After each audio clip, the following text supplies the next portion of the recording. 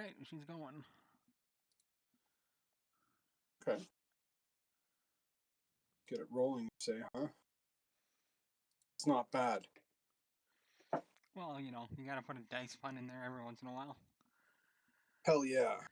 So, where we had left off, you guys had made your way back from your short rest in the barracks over to the trapped room where you navigated through all those fiery sconces and eventually figuring out the patterns and order in which to do so, keeping safe and well off in the back from the blade traps that would trigger on every failed attempt, then thus resetting it all and having to start over. But through repetitious endeavor or perseverance, you were able to get through and found yourself inside this chamber, where you guys started to divvy through a lot of the stuff that was left behind inside this massive chamber. You had come across this strange arcane device in the center of the room that's illuminated from below underneath this glass sort of lens or something that is picking up this blue glow from somewhere below. It's a little bit recognized by Altair, especially the device fixed at the very top, not so much the rest of it, but this focusing lens or telescopic looking device that's affixed at the top. He also came across a glowing necklace that was affixed in one spot that seemed to have a little bit of an activation or deactivation when it was removed from this device. Mumbleman had come across a bunch of journals and books. Potion, Bjorn found a ever-burning torch and spent some time learning its properties, all while Barney was scooping through books and gathering as much as he could while also recognizing Umbrian depictations all across different parts of the chamber. The device is probably 30, 40 feet high. I can't remember if it's 25, 30 feet or something tall. But it's quite the device, and across on the bottom side of the room, as well as a stairwell that spirals in a localized cylinder downwards. And I think Altair peered down it and realized that it does lose sight into darkness after a period of time. Mumbleman went over and inspected the body, and I believe he took the robe off the corpse, sort of stashed it. And that's pretty much what we had. I mended it and I'm using it. Oh, okay. But that's pretty much where we had left off, is you guys, seeking or having this victorious moment of getting into this chamber, which has been apparently hired by many different times to try and get in here and have failed, mainly due to the goblin incursions that happen every so often. But you all are in this chamber now, and we'll pick up from where we left off, which I believe was after a short rest again, inspecting the items and stuff that you found.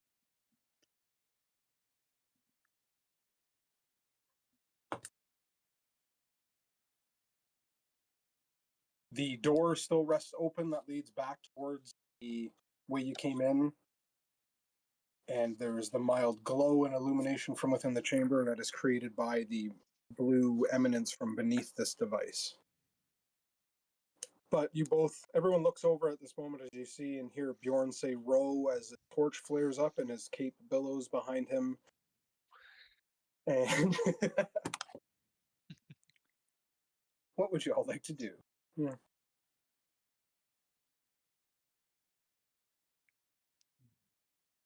During the long rest, Barney would have been sipping on a bottle of wine. Now, because he's seen all the Umbrian symbols and stuff, he needs to get a pretty good buzz going, so that hopefully Yannick will maybe speak to him if he's here, if anything happens. Can you make a Must be con? ready. It's actually not a long rest, just a short rest. That's what I meant. Sorry. And I'll get a con save from you. You have drank a bit through your different findings throughout the course of the day between the barracks, the mess hall, and that other personal chamber. Now in this chamber as well as you continue to drink. Okay. I can't. I find this character sheet.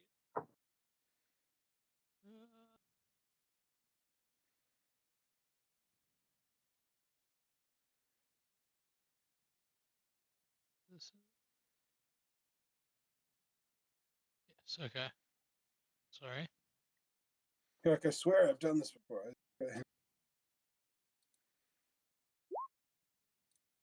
You're Surely a seasoned alcoholic. yeah. alcoholic. Oh yeah. One of the only times it comes in. But yeah, no, you're starting to drink a bit, hoping for that call out. But as of now, even in this chamber now, you don't see or feel any sort of reaction from your holy symbol, and Yeah, it's more waiting if for I that if I call feel out. like I need to call out later, I just want to be prepared with a nice Right. buzz, because Right. Yeah. that's how my God communicates with me. Yeah. Taken with a grain of alcohol. Bacchus. With all the new handouts open, I couldn't like find the character. You know what I mean? Yeah, I didn't mean to click. But yeah, you're more than welcome to go through some of that as a group or read it individually if you so choose. There was journals. There was a grimoire that was found along with a lot of dust-covered and mildew-covered loose pieces of paper, with a lot of it becoming illegible over time.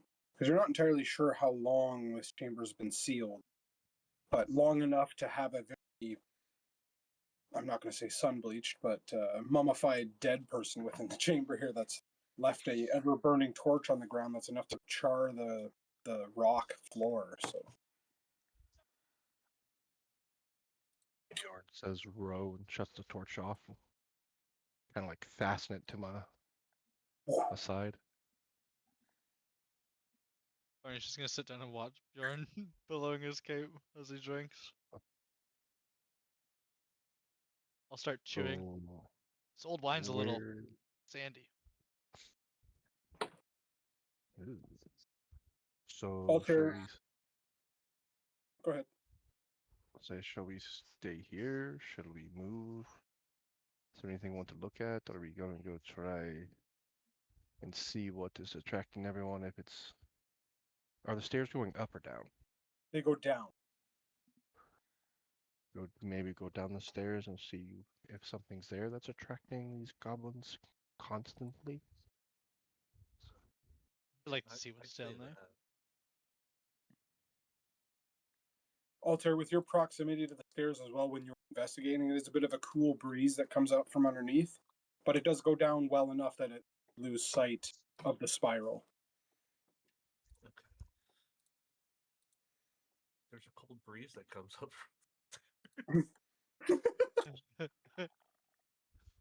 Chile. So, what say y'all? Shall we venture down, or is there more y'all wish to check out with this contraption? Might as well go. Down. Going down. Lamala, Okay. what say you? Fine. All right, I don't know how to work let's that thing. venture down. Okay. Oh, Barney will pull his shield out. And I'll lead the way. Okay. It does descend into darkness. Those who have no form of dark vision will most likely need some source of light. But you do begin to take the steps down, and you can see they're pretty dust covered and old. And you can see that there are a lot of places where sconces could have been lit at different times, but they are currently extinguished. But after about 20 feet down, you start to lose light from the glow of that the chamber above. So you'll have to produce some sort of light if you wish to see. I But pull out the torch and go roll. okay. And I want to take it to the sconces that are on the wall and see if I can get it to light. Hell yeah, you can. Okay. With a little bit of time yet and some popping and crackling, a little bit of sizz, and it does eventually light up the old remnants of the insides of those sconces. And they are probably what would be the equivalent of like a floor or a story worth of depth. And you realize as you go down it, you're like, okay, yeah, after about the fifth sconce, you're like, okay, and it's still going. It still goes and it still goes. And at this point of progression down the stairs as well, the air has gotten a bit chillier and is getting a little bit damp as well. Not like freezing, it just compared to the temperature from where you once were, it is chillier as you go into the ground. Do you light every sconce on the way down? Yeah, Okay. Just I'll as do in every saying, like, sconce it takes, so that way. you realize after a good period of time, after lighting about a dozen or so of these, that you've gone down the stairs for a good while. Now they're not like super close quarters. Like the spiral is pretty wide in comparison to that. Like, probably 20 by 20 cylindrical and down. So it's not like a simple iron spiral staircase that you would look up and see someone's feet right above you, sort of thing, right? I could have Kind of follow them. I could have swore this was a lot tighter when I looked at it the first time. Just over an hour ago. I'm screwing with you, Cody, because you did describe it as tight quarters originally. Did I? Okay. Yep. Okay. Well, it's fair. It's a fair, decent sized staircase. Yep. No, It no just problem. the stairs follow along the wall, just not on the same part of the structure as itself. That's all. Yeah. Yep.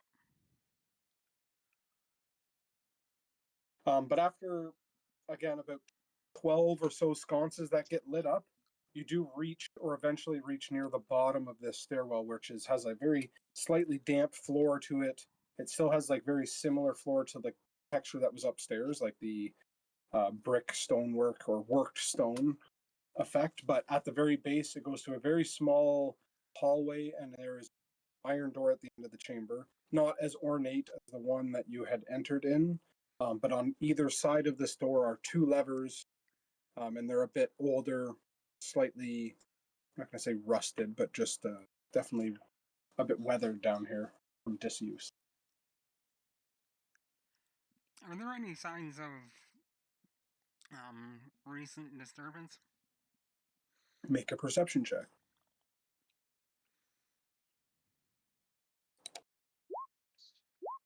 Doesn't look like it. Wow, nobody's Even been with down here in ages. yeah, doesn't look like it's been disturbed down here at all.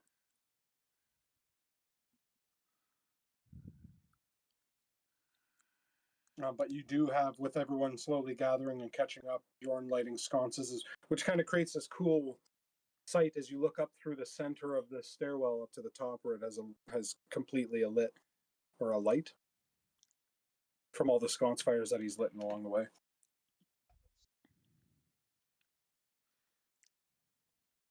But yeah, there's about a 20-foot distance between the bottom of the stairs to this iron door that rests closed. I wonder what happens if we pull one of these levers.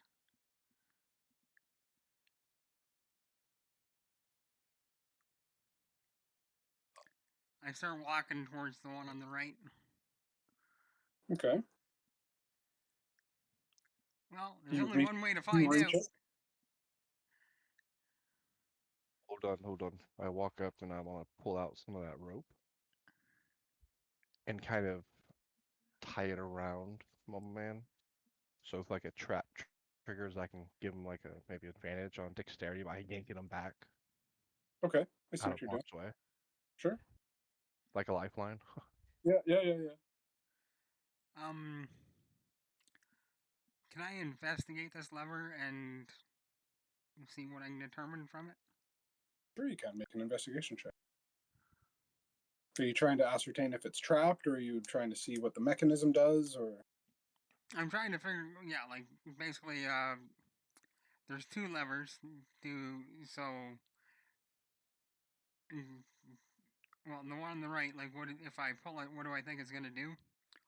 Okay. Or so is the basic thought.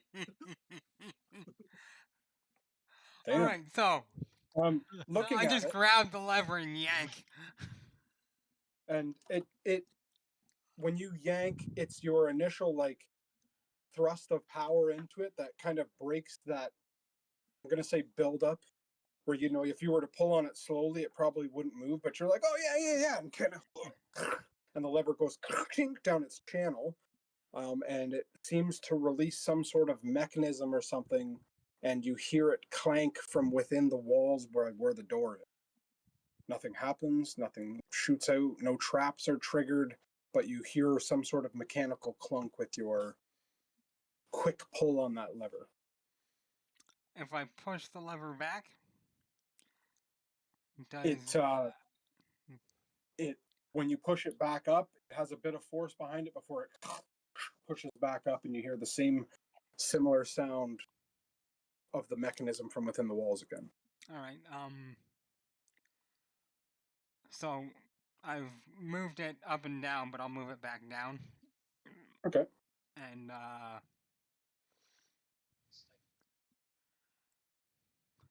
And it I will. moves back down. Is there like a handle on the door or anything?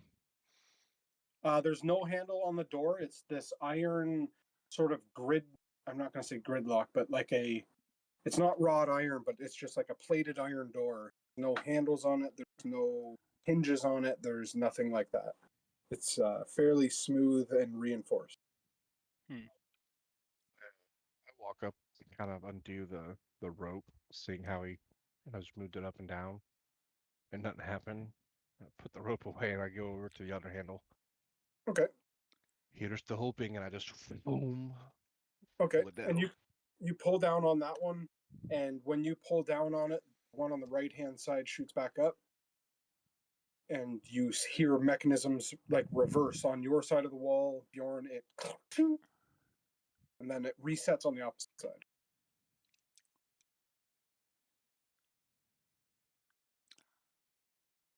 All right.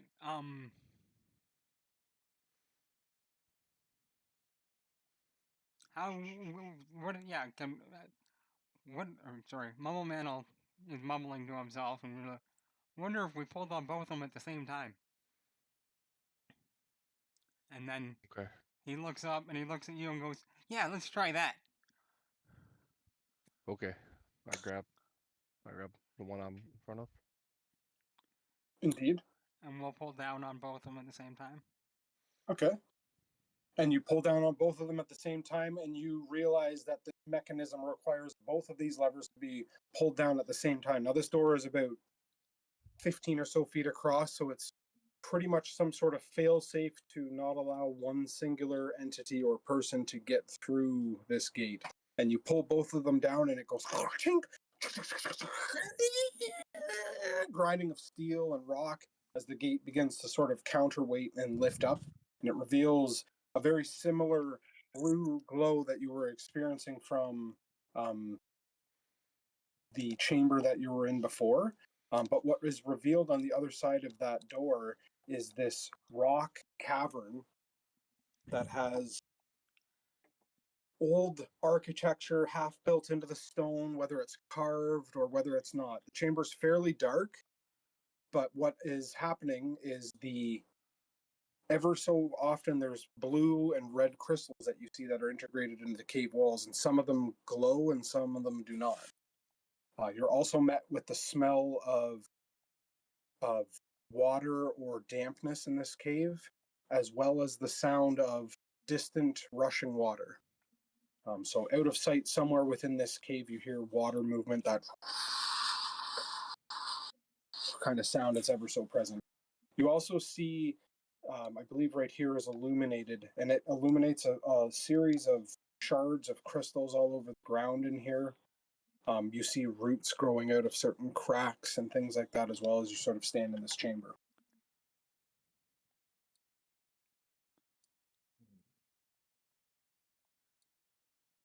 And as you sort of walk through and enter into this chamber, you hear like ting, and the gate closes behind you. And as you look back, you can see older stonework in here as well, but there are, again, 2 levers on either side of this door on the opposite side. I will completely miss the levers and go to the door and start pounding on it. Oh my god, let me out! You're stuck now, ha ha ha. Bjorn just points. That trap Levers. is. Oh, okay. Well, Levers, my friend. right, okay. I thought we were trapped in here. Thank you. Well, they still might not work, so you never know. Well, But we yes, could the test smell and is find out. fresh. The smell is fresh of water and dampness within this cave. And Altair, you begin to see that, okay, hey, there's some crystals in it. These are the natural ones. They're blue. But You can see again here with the different architecture that's within here, there is like not obsidian, but really dark stone that's been carved out of either the wall or integrated into the walls of the chambers. Mumble Man is also going to keep his eye out for like a vein of sulfur, because that's Okay, what the ingredient is he was looking for down here. sure thing. Or sorry, in the So mine, this- and this is probably similar to the mine. With this like natural light we have going on here, I say row and put my torch out. Okay, and out it goes. Plus, you can see pretty well on your own. Yeah. Altair, moving through, you can see out here there's another portion that you walk into that has a series of like either broken or destroyed crystals here. And for a minute as you walk out there, you almost hear like this. It kind of echoes slightly from down the cave. And you're like, the fuck was that? And then as well as that drone of the sound of moving water from somewhere. Probably check up here first. Okay. You move up there and you begin to see overgrowth of the roots protruding through. You start to see a bit of the green crystallizations that have grown in, and then you see water trickling in from one of the top portions of the cave onto an eroded section of rock where it flows out down here. And it's not quite river sized where you are, maybe a little stream that leads to a more rushing underground river here, where that sound of moving water is quite prominent of this water that rushes past this area. That constant sort of now, especially if you got to that corner of the area.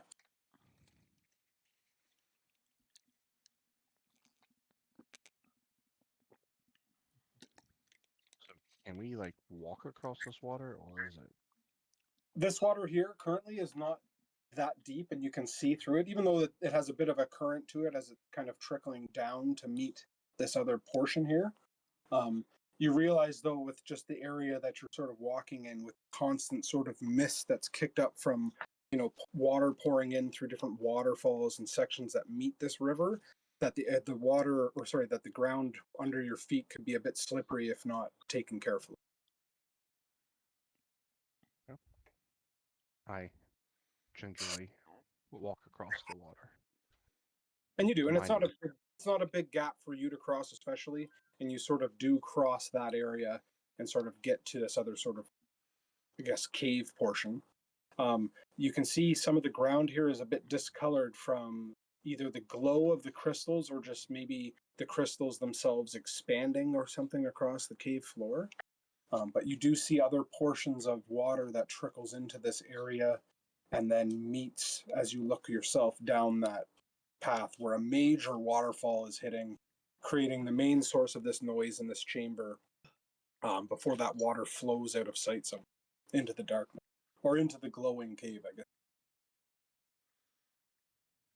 I stand ready waiting to grab Mumble Man if he tries to jump across. So he doesn't get swept away. And yeah, you can see, especially where you're standing now, like between Mumble Man and Barney there, it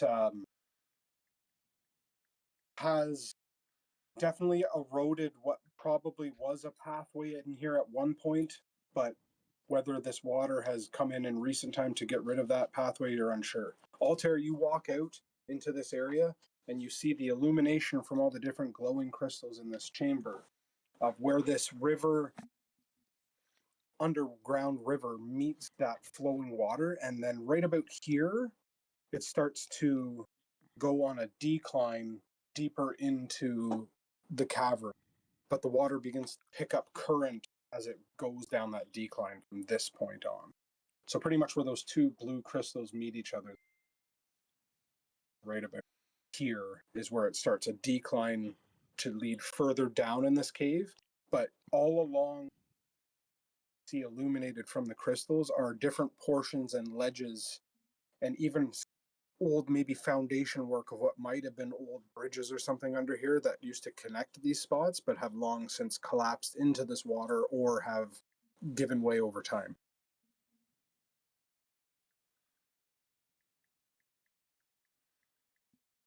You hear again Bjorn and it'd be mostly Bjorn and Mumbleman. You hear sort of like a crack crunch sound, like,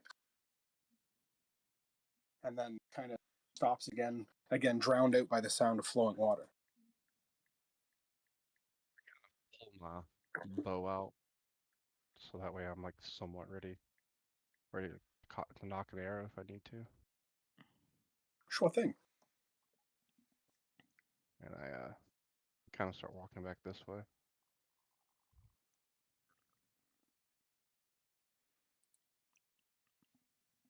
You start walking back, sort of putting a bit of distance, and you sort of step over some of the overgrown roots that come through here, up through the stonework itself.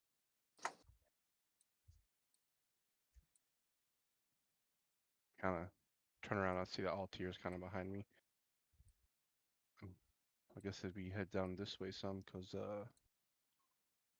there's not much that way where we can cross. Maybe there's a pathway down Unless this way. Mumbleman has a boat somehow in his backpack. I don't see us being able to go that other way. Let me, he reaches into his pack and pulls out a piece of parchment and he starts folding a little paper boat. I can do that. Bjorn just shakes his head. Oh lord.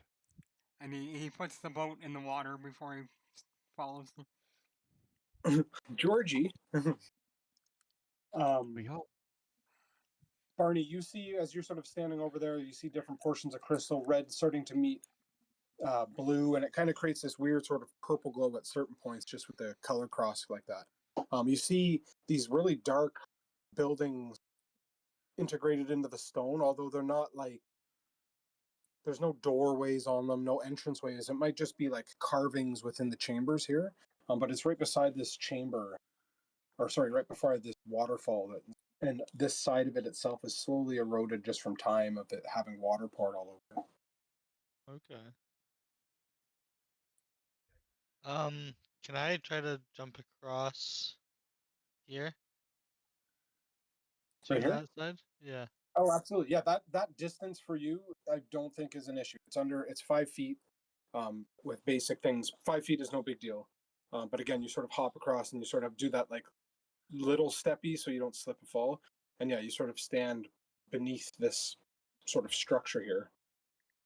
Hey guys, Oh. where's Barney? uh Because I can't actually see him. So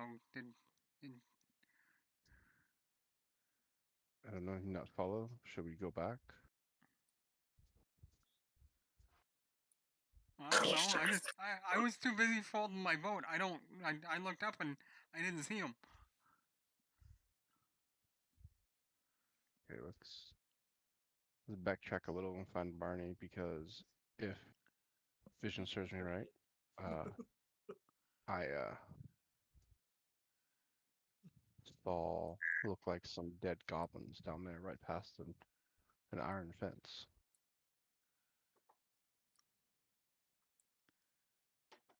Okay, Barney, you head over to this structure and you begin to sort of study it, and you sort of hear the voices of your allies start to change a little bit and disappear. What would you like to do while you're standing over here? Can I check it out if I am able to? I want to climb up and like look at the statues that are on the outside of it. Okay. And just like feel around and inspect the building to see if there's any symbols that remind me of like Yanix or Umbrians. Okay, so give me a perception check, but easily enough for you to sort of hoist yourself up and look at that statue. It's a little bit eroded, so it's definitely been down here for a long period of time. It looks to be some sort of either soldier or knight that was depicted in this statue. But again, it's very similar to the ones that were on either side of the doorway that you got into that initial chamber. But it looks like investigation, sorry. Perception if you were looking for. Sweet. But yeah, you don't seem to recognize the statue or anything on it, especially the features have long since been sort of worn away from time or maybe just erosion from water. But you don't see any symbology or any hieroglyphs, petroglyphs on it, or anything like that. But it looks like the architecture of this carving into the stone was pretty intricate, maybe in its day, but it's since been lost of time here. Okay. This island's a little sketchy, so I'll run and jump back across past Mumble Man. Oh, And you do. oh, sorry guys, I just wanted to check that out. Were you waiting Anything for me? interesting? Not that I could tell.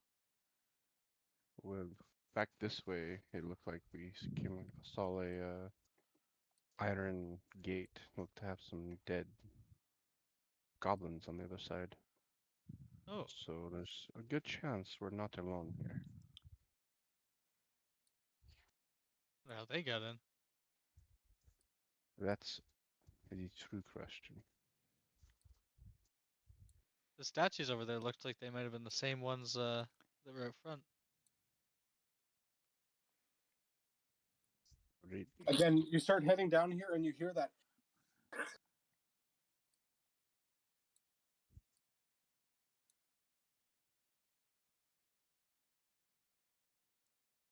Over this way. If you look down that way, you can see a couple bodies. Goblin bodies. You push through here, and especially when you point that out, you can see that there are two towers that were carved out of the stone that hold this old sort of rusty iron gate that's closed currently. A lot of overgrowth from the queen in this area as well. Crystals poking up through, sort of sullying the glow that could have been in this area, but not anymore. That sound stops as you sort of look past, and you can see that there are some scattered remains in that bottom portion, especially since they're lit up from that one glowing crystal at the bottom.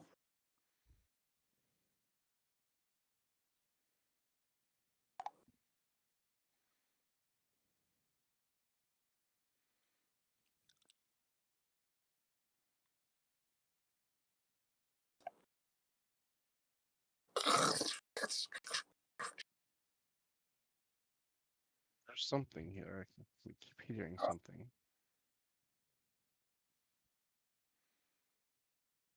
At this point, I want to start trying to sneak closer to try to Okay, be quiet.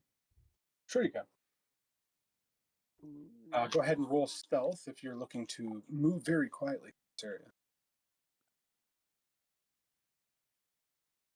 The rolls like crazy. I'll, I'll take Bjorn's lead and try to follow behind him.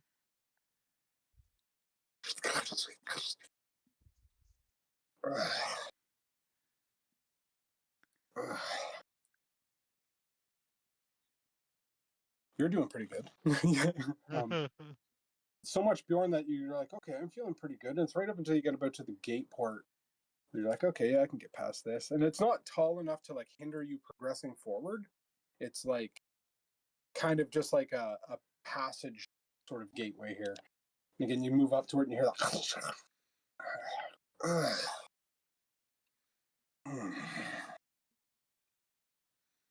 But where you stand, you can see a number of bodies of goblins, and especially these front two, they are splattered. You can even see the viscera that's just spread out from them, where they've most likely either succumbed down here or whatever. You haven't got quite close enough to see what has happened, but there's a large hole in the ground where some of them are. See, this one here is half stuck on some of the crystals. But yeah, there's a number of dead goblins down here. Yeah. And then and then and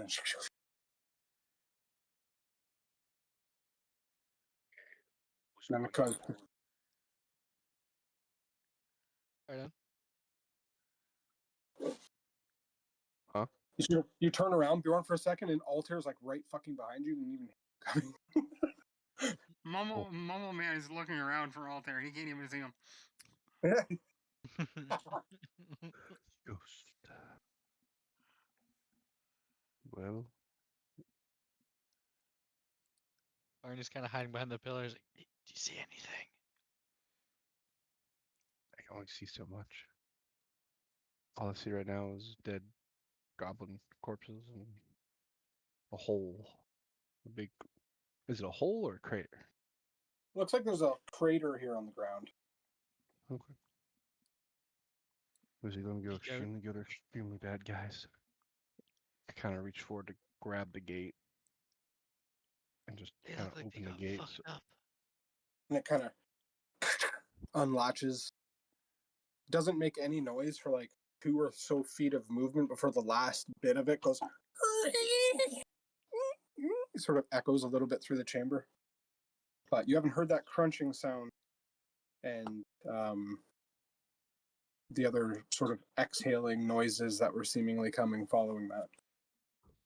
But you step out, see splattered corpses of goblins. You start to sort of really like, okay. And it's equal on either way. So what it looks like is like something either crushed it or it fell. Oh. Bjorn, make a perception check. Oh god. Ooh. 21. So you're like, okay, and you look around, you're like, that sounds pretty close. And you can see this one red crystal here that's glowing.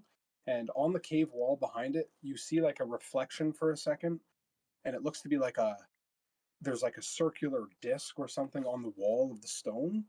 And it blinks and then just disappears, the stone. What red crystal? The one that's right here. Yeah.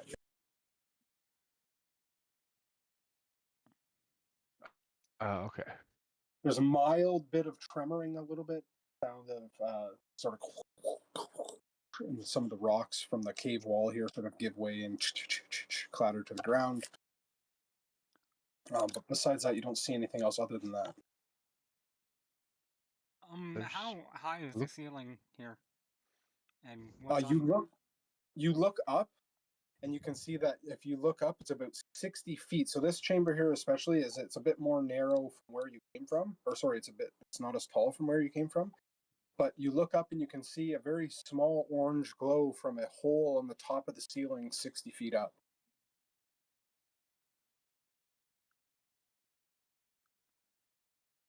Okay. So there is some form of hole on the top of. I'm gonna keep an eye on that hole while they do what they're doing. I kind of start approaching. There's some kind of disc or something behind this red crystal here. Can I try to look at the disc and see if I can figure out what it is? So that disc, when you looked at it, to like blink and then disappear into the stone. So the moment you notice it, you're like, what is that reflecting that light? And it sort of went like, and then like melded back into with the stone.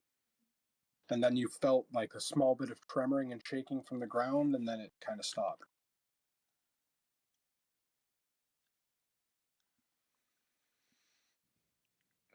Can I What'd you reach down see? and grab one of those little?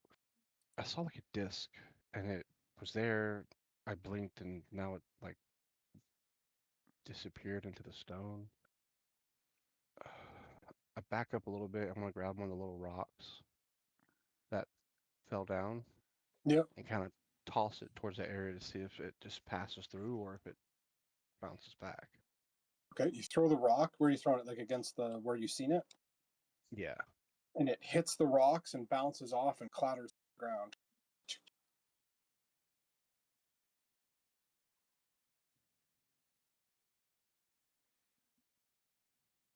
Nothing Grab the happens. rock. I kind of grab the rock again and kind of toss it over to to the left of it, like Absolutely. where this void is, to see if it just does the same thing. It does. Okay.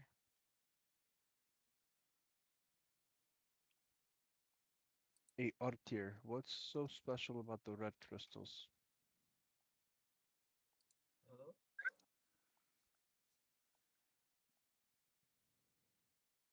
Me,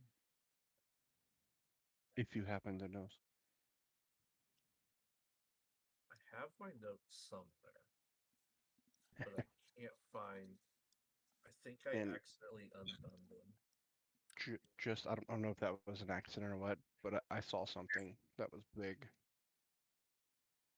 Okay, so you noticed when you looked back towards the rest of the party that there was something on the rock wall that immediately melded back into the rock wall when you seen it. Something's watching us, guys. I saw a flash of something up here. I have no idea what it was, but Red it are was. the Or red what? are natural, correct? Sorry, say that again? The red and the blue are natural. Correct, yes. And then green, and I think he said there's an orange, maybe? Yeah, there's a green, there's like a red that comes from the queen too, but it's not as vivid as the natural ones. It's more Okay. dull. And then there's yellow as well. Okay, yes, yellow.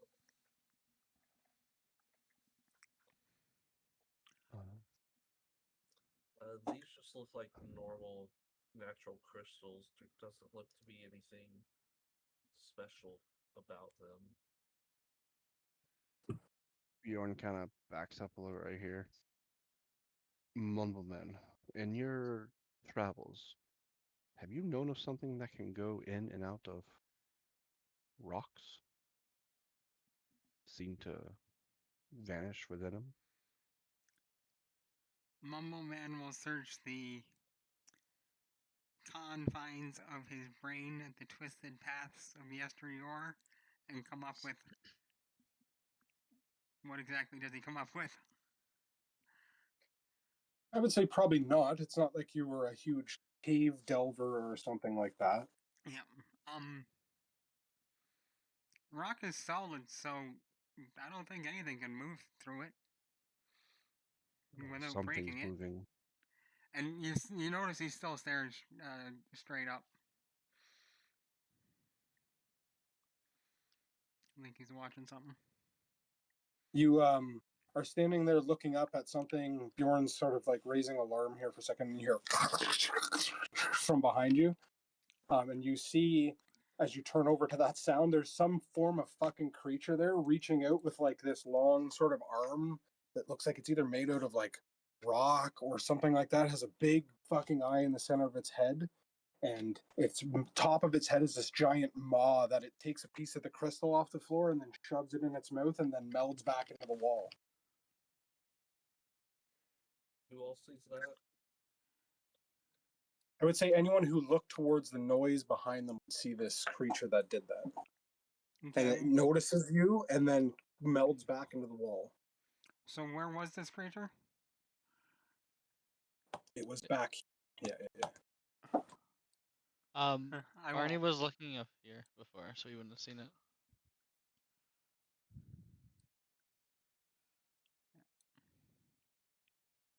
Yes, there's definitely something else down in here. Although that, I could be wrong, because that was something.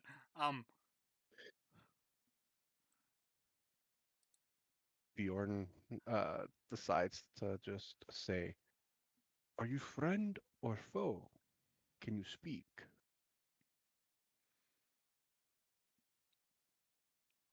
kind of time goes by, and popping out, like just emerging from the rock itself as you look down that pathway, it almost just seems to appear from the rock itself. An arm pulls out, long, huge, probably 10 or so feet long before it steps out. And it pops half of its body out from the rock itself and then looks down towards you guys. You can see the eye, the singular eye that's sort of burning and leering towards all of you. Kind of reaches over, grabs another portion of crystal, seems to acknowledge that speaking to it, doesn't seem innately hostile towards you, at least for the time being, but grabs more crystals, pops it into its giant maw on the top of its head, melds back into the wall.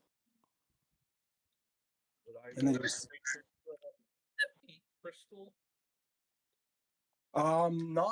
Not really. I can't say again without you don't have extensive cave delving knowledge if you're familiar with such a creature. But again, you spoke out and it revealed itself, so it clearly either can understand you or is sentient in that regard. Being that And it it did sort of that, I'm gonna put my sword away, and I go, I have a idea that might work, and I go, Yanix, please bless me the sight of to see evil, and I'll cast uh detect good and evil. yes, Okay. And what's the range and proximity on that? 60 feet. Okay. Nothing pings as the moment. You sort of look around this chamber. The cave is a bit barren now. You've seen where the creature was, but then it melds back into the wall. And you start to move forward. And you're like, Yonix, call it. And your holy symbol flares up a little bit with that purple energy before that spell takes pop. And you feel that this dispersion of radiant energy. Bjorn, you sort of look back to that red crystal where it was, and you see the eye is staring at you again from where you originally seen it. It goes, I smell metal. Where is the metal? Leave metal.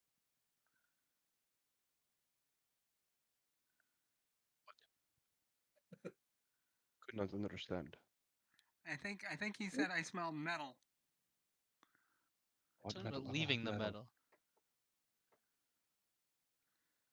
The eye sort of emerges a bit more, sort of half revealing the size of this creature that, and then sort of mews out, the metal. Leave the metal. Smells delicious. And like you can see now, like 4 or so arms or legs, whatever they are, it's this sort of aberration like creature, rocky scaled, one center orange burning eye that's below its top maw, where the top of its head is its mouth.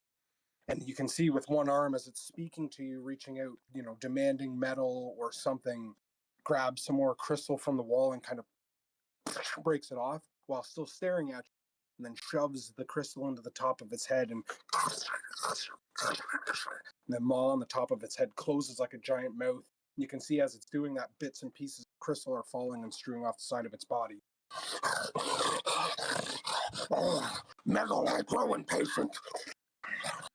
When he would have said it the first time, Barney's like, I was gonna need one of these anyway. Might as well, maybe we can make friends with them. And I'll pull off my really shitty chainmail that I'm wearing. That's essentially just like a sheet of chainmail hang over each front of me, and it's got holes from acid burning it out, and big chunks knocked out of it. And I'll toss it out to him, like out in front of him here.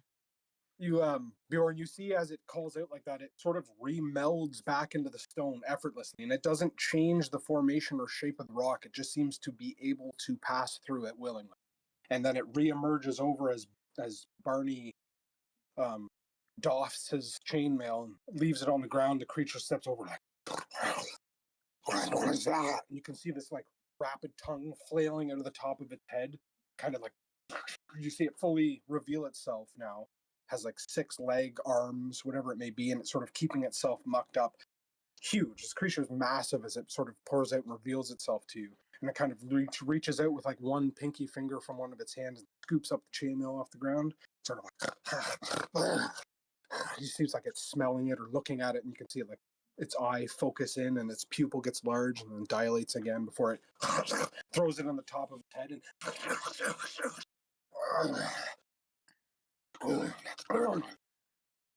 I hope you've enjoyed the snack, my friend. What is this place? This is my home. As it moves across the ground again, you can hear it like shift across the ground and then reveals itself and then plops itself, like almost like not spider climbing, but clings to the side of the chamber at the top. What else do you got? Smells like metal down there. That metal. Oh, I just have these crystals. They don't mean so much to me.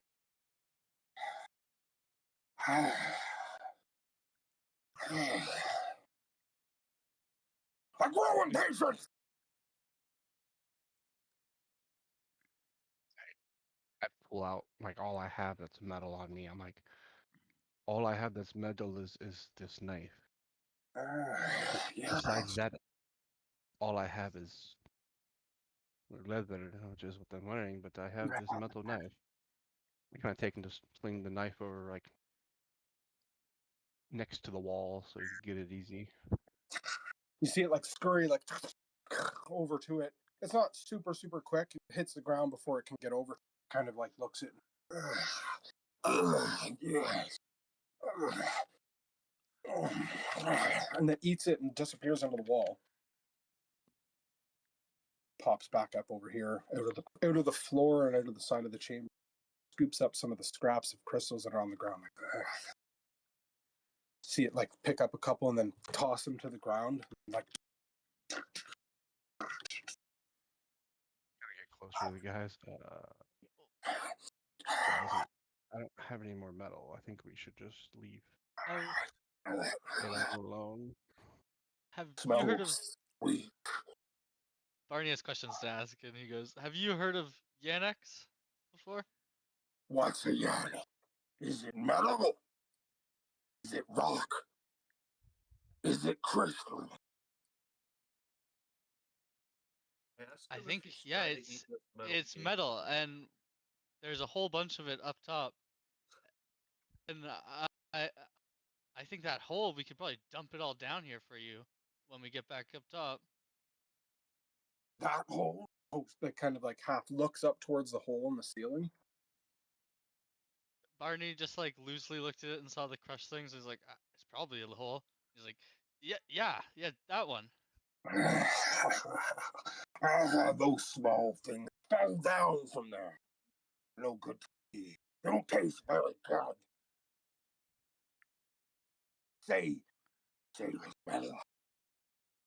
Those the Yannexes I talked about. They're big they're small blocks of metal. We could just drop What's them a all down yarn? here for you. What is a yarn? I don't know what a yarn is. Starts to like you see They're its metal eye like blocks. focusing up towards that hole. Like, you bring more metal. Yeah, we'll head back up. We can head back up, and we could probably drop it all down for you, so you could have a whole bunch of metal.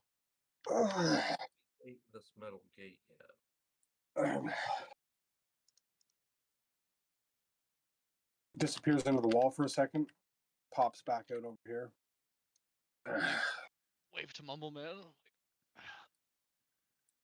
Make a persuasion check. Who? Barney's the one making promises of metal here.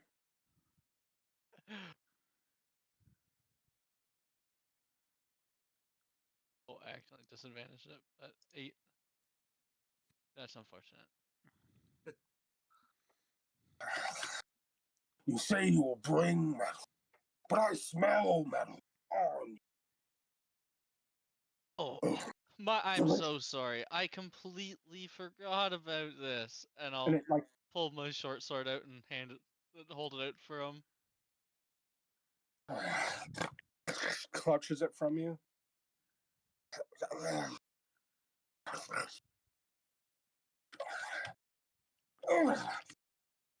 You see it sort of like, I don't want to say revel a bit, but it seems to be getting more satisfied and a bit more bobby with being granted metal. Well, my friend, we wouldn't want to intrude on you any longer, right? Right, fellas? We'll drop that metal down that hole as soon as we get back up to the surface. You have a great day. Start going. It starts like you can hear it like audibly sniffing and smelling, and like, and everyone starts to like fuck off, right? Come on. Yeah, I'm running now at this point. Over here, guys.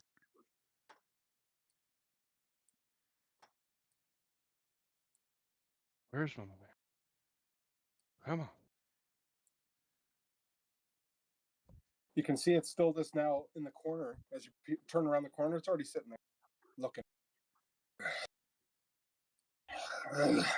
Steps down. Where are you going? Mama Man, now. We're gonna go get that metal. We have to leave to get it down here for you. You know, right, guys? Mumbleman's yanking on this lever. You do, and it ting, slides down. Ting. Mine's down. Okay, the door slides open. Thump. Peeling darts. Wee. Barney's backing out. And the Don't worry, we'll gate slams hustle. shut. You can hear like hits the metal. It seemingly cannot pass through metal. And you're in that chamber that was in the stairwell that you were once in. Well, guys, fuck that. Let's go up. If you want to drop metal down, we can get some metal and drop it down. So, but Let's just leave. fuck that room. And I'm going up the stairs. I don't think we should drop any metal down because we're getting paid to collect the materials. True. Back up we go. I was just And making back some up- empty promises. Barney says as he runs up the stairs behind you guys. Well, what about your sword? It's I gone. didn't think he. weaponless? I was afraid he wasn't buying it, so some sacrifices had to be made. I will admit, I you do. presenting metal to it was buying. Like it was. I've been turned down enough times to know when things aren't going well for me. I give Barney my rapier. I still have none. Oh, You grab a rapier and you're like, wait a minute, this is pretty Oh, nice. no, scimitar. Sorry, scimitar. Okay, okay. My bad. much longer. And you do find yourself in that sconce lit stairwell again, and you head back up.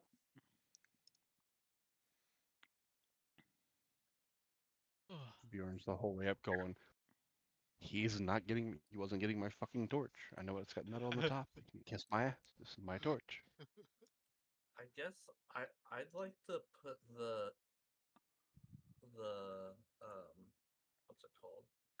The amulet back into the thing in the center and then try and use it. Okay, you pop the amulet back into that spot, and you can see the top lens. There's no like sound of activation or anything, but it sort of re-pops up because when you had removed it, the device at the top sort of like went down. You pop the amulet back into that spot, and the lens lifts back up. But you've noticed when you plug the amulet back into it, it doesn't shine like it did when you initially drew it from it. If it makes sense. Yeah. Nothing changes. Nothing happens with the device after you do so, other than that top lens sort of re-pops back up. I'll try and look through it. The lens itself is 25 feet up on this device, and is something that isn't necessarily. Or no, okay. If you wanted to try and climb up and try and peer through it, you can definitely do so. You would just have to scale this thing to try and get up to. So it doesn't look like it's not accessible. Not to like immediately get to it from where you're standing. It's not designed for somebody to go up and look through the lens. Not necessarily, or at least it doesn't look like it. I'll take the amulet back out, and I'd like to, I guess, just examine the whole center thing for like secret stuff. Okay. What you notice is again the heavy glow of blue from somewhere below, and again the glass floor reveals that, and the more you start to look down, you see that there are a number of different like convex mirrors and things all along that to sort of focus in wherever this light has been coming in from down below. All around the device, you can see there are a number of sort of some levers that are exposed in some spots, some are broken off. All around the circle of I'm going to say the glass portion here, has like a mechanical track to it, but it is quite rusty from sitting in time. Kind of unsure what this device is and what it's used for, but it seems to have some relation to the crystalline circle due to the nature of the necklace that is in it.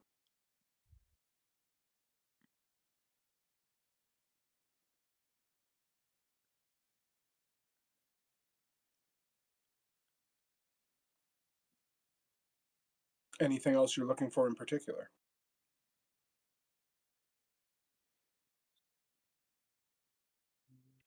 Not in the center area, no.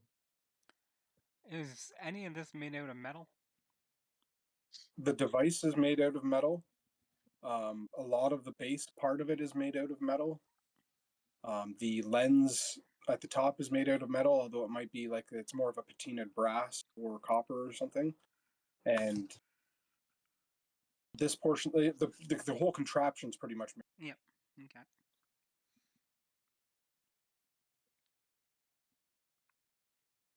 Well, if that thing ever gets up here, this thing's toast. You know, toast. It's that thing stuff never that gets up here. when you take bread and you put it over a fire and it dries out a little bit, and then you spread some butter on it, and Mullen's given like a detailed explanation of his favorite way to do toast.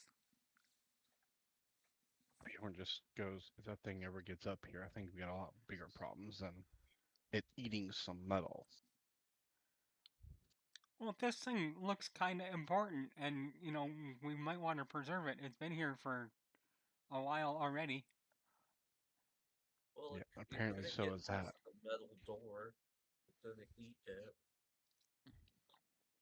Maybe the door had some sort of protection on it. What we're gonna do with this thing anyway? Given enough time, I might be able to fix some of this stuff.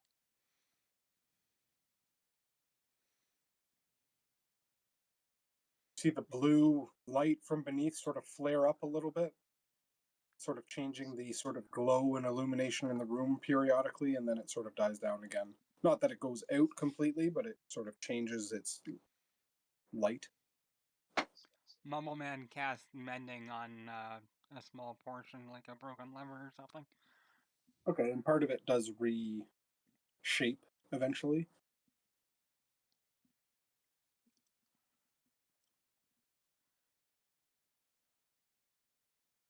I like to tinker with things. I could probably Did make a we- laser. Did we look for like secret doors or drawers or anything in the last session? Like the exterior walls?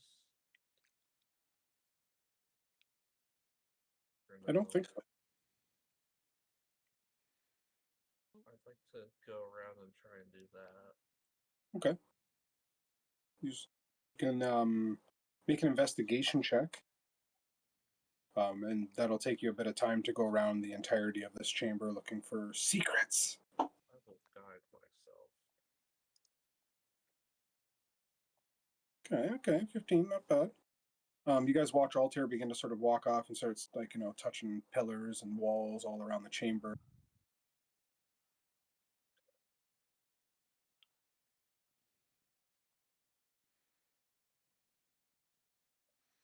What is everyone else doing?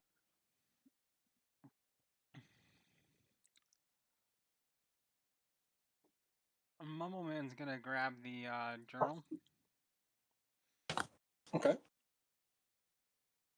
from Proctor Elwin's journal, and when he recognizes it's a journal, and that it, in the first entry it talks about this thing a little bit. He's after a few minutes, anyways, he will take it over to Altair. But he's not gonna read all the journal entries.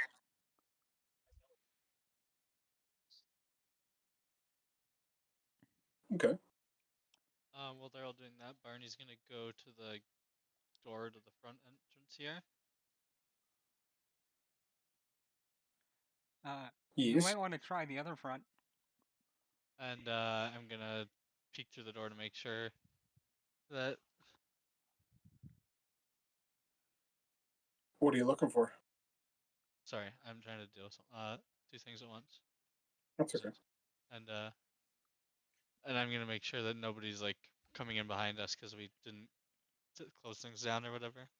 Yeah. Okay. So yeah, you look out and you can still see the 6 sconces are light on the top of the gates that you had realized that nothing's changed. There's no one here at least now, and you sort of look out into that dark chamber that's lit up by those sconce fires still.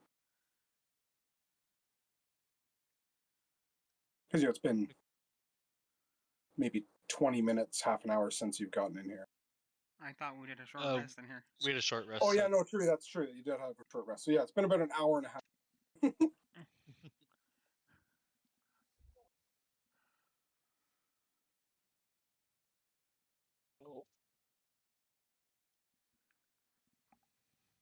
But yeah, I'm not sure what you guys are looking to try and to gather. I'm not sure how much you're going to study through some of the notes you found in here. But Barney's on watch. Altair's starting to walk around the chamber. Bjorn, what are you going to do?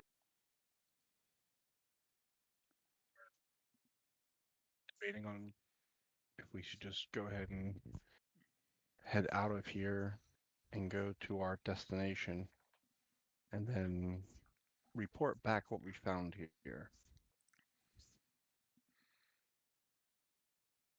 Everything. The little like tower little thing inside here and the weird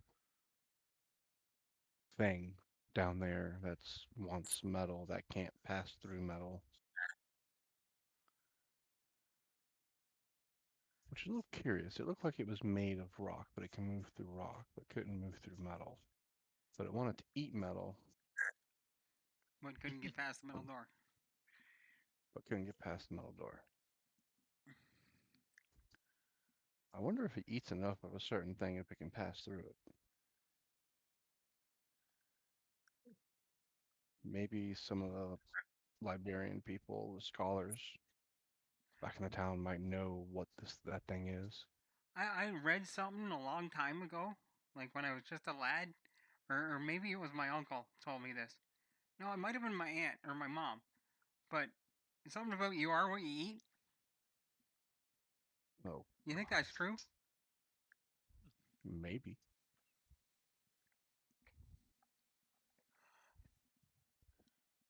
Maybe it's true for that thing. Maybe.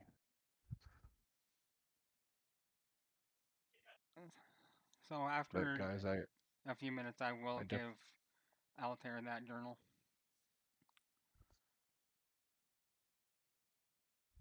Okay, I believe it's available for everyone. Yeah.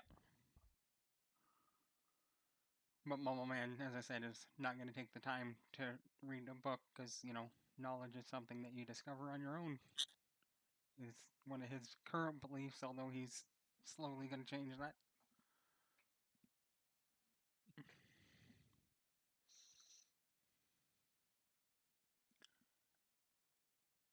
I come back in, and I'll be like, maybe we shouldn't tell everyone how to get in here, though. After hearing Bjorn. not everyone, but maybe the scholars, or at least one of them, the lady. She Yeah. seems fairly trustworthy. I hope. Granted, I still gotta figure out why my mother is mentioned here.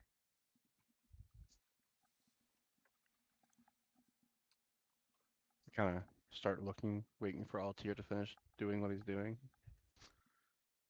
Does Altair read the book?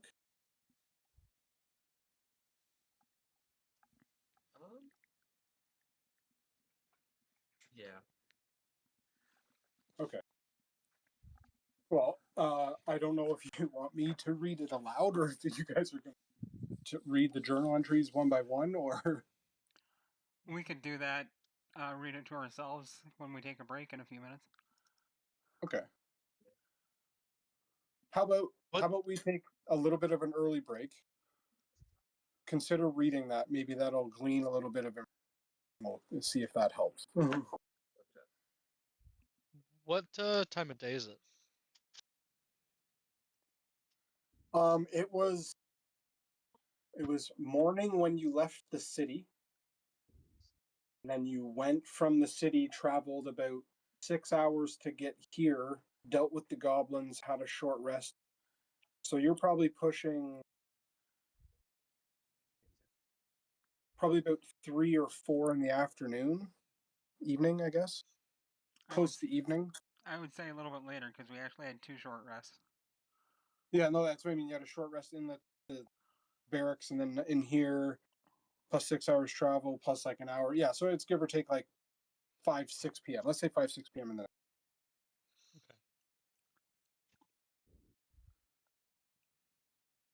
Okay. But yeah, I'll go say goodnight now. I don't know if you guys wish to study through something, and we'll touch bases in a second, okay? Okey-dokey. All right.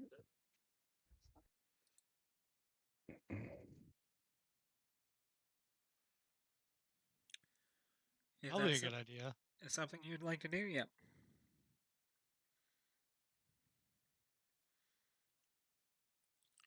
I'm up for whatever you guys want to do. I think we were This just is RP in game. And then in the morning we could head straight to Crush and get the other part of this done. all right. We can, I guess, make up camp in here. Maybe Set a watch at the door, yeah. or we could actually even set a watch outside the trap. Because if we set it at the door here, they extinguish one of those flames, and then we'll be stuck in here. That's a good idea. I might go look for some chainmail on a dead soldier too. Yeah, we can head back out over there.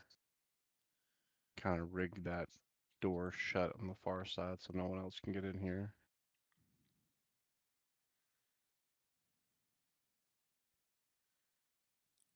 Then when nightfall comes and the moon rises, maybe Altair can see something with this, and then we can rest. Mm-hmm. How's that sound to everyone? Yeah. Works for me. Mumbleman, do you think you can get that fixed in time? What, the big doohickey here? Yeah. Um, no, it'd take me weeks to figure this all out and fix it. I can fix parts of it, but um, it seems somewhat operational. I think for the most part, we might need a make a way to get to the top easier. Maybe.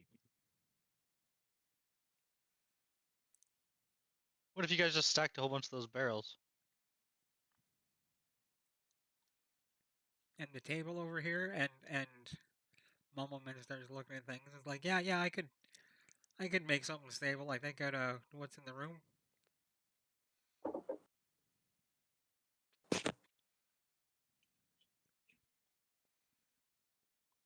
Okay.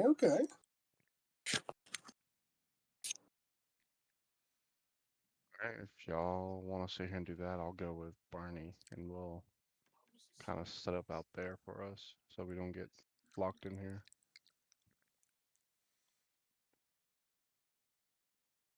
So Go set this up, Barney. Okay. using his tinker tools and his basic knowledge, he'll start um, pushing things together and stacking things up and interlocking it and securing it so it's easier to get to the top of this thing where the lens is.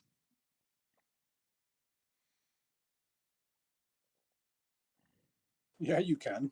We'll obviously take a bit of time to do so. Oh yeah, no, it's a project. Well, um, Altair's doing other things.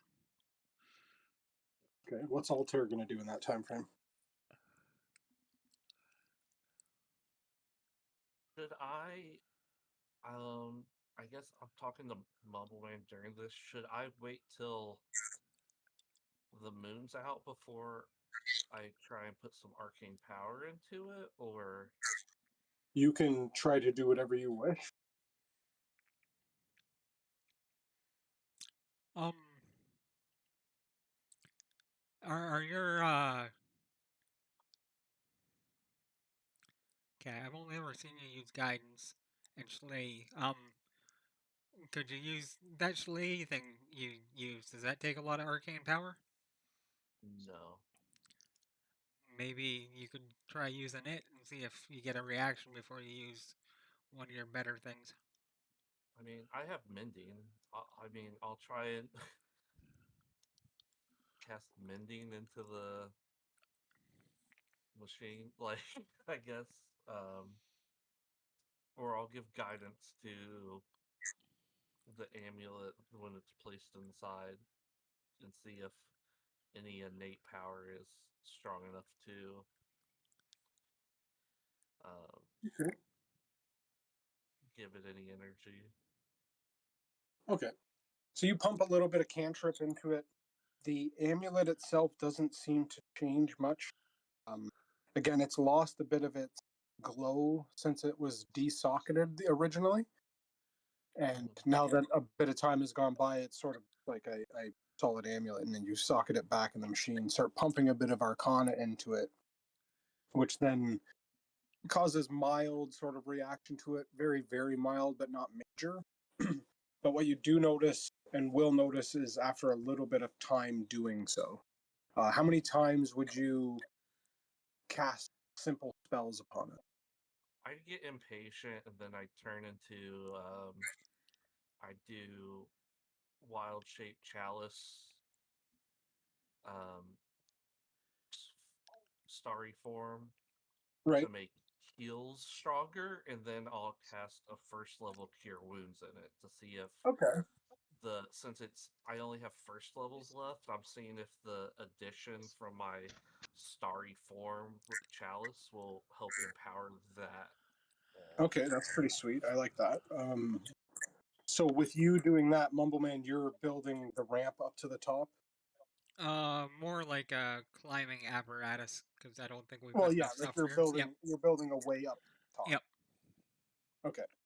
So we'll leave you two building and channeling magic towards this device while Bjorn and Barney head out of the chamber back towards Keep. What are you guys doing as you head outside? Or back into, sorry, I guess the other building that was attached to this one.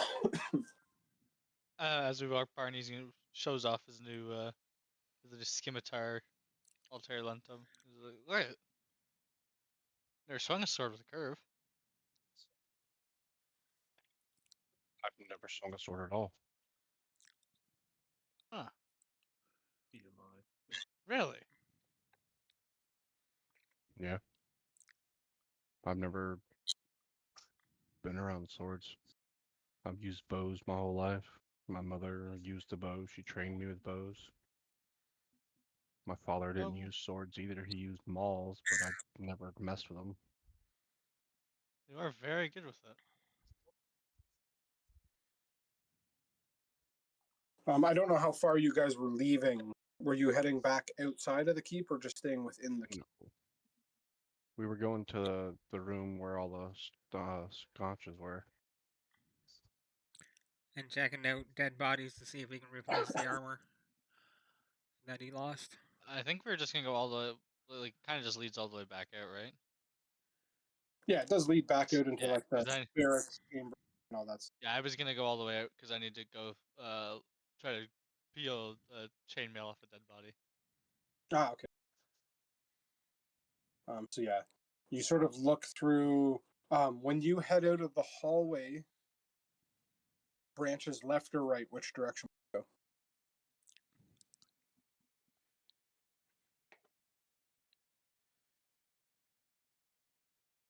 Left.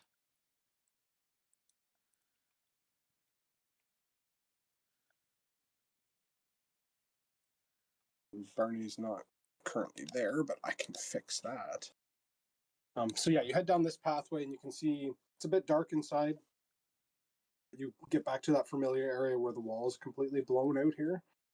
Bjorn, you remember passing through here earlier. This direction heads right back outside, but this one goes back inside the keep. And there are some bodies in here of, crushed soldiers from the debris of the rock that are also previously killed, most likely by goblins.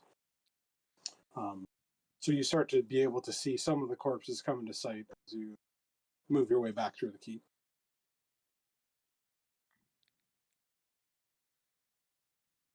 Do you continue to look through this building, or do you head outside? I think I head outside. Okay.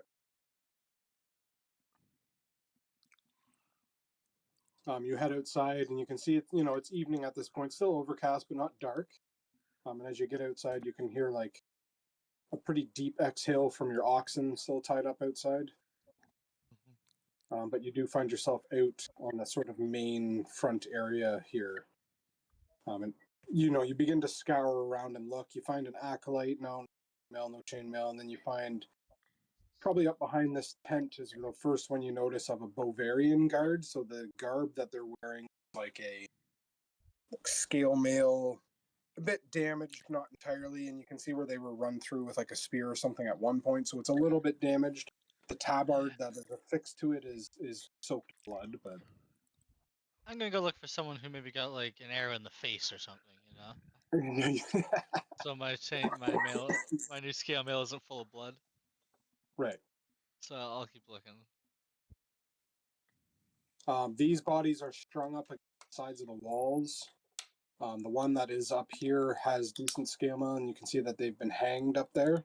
And you're like, okay, yeah, that looks decent at first glance. So that one looks potential, but you'd have to cut them down.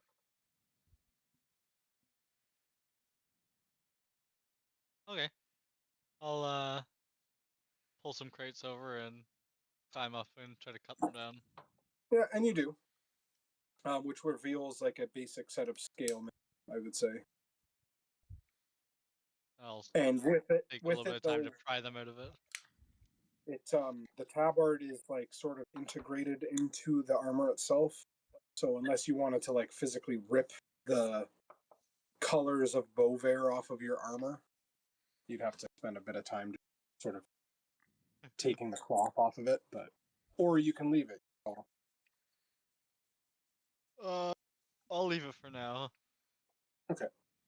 So yeah, you equip a Bovarian set of scale. Is scale the same as chain for AC?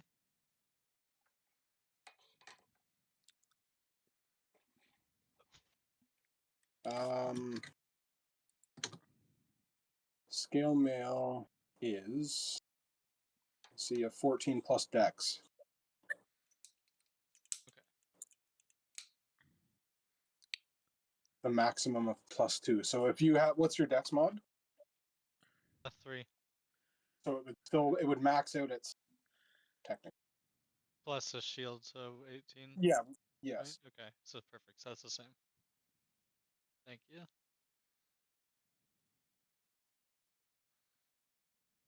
And then I'll head back to Bjorn to see what we're gonna do with the ox and blocking the entrance.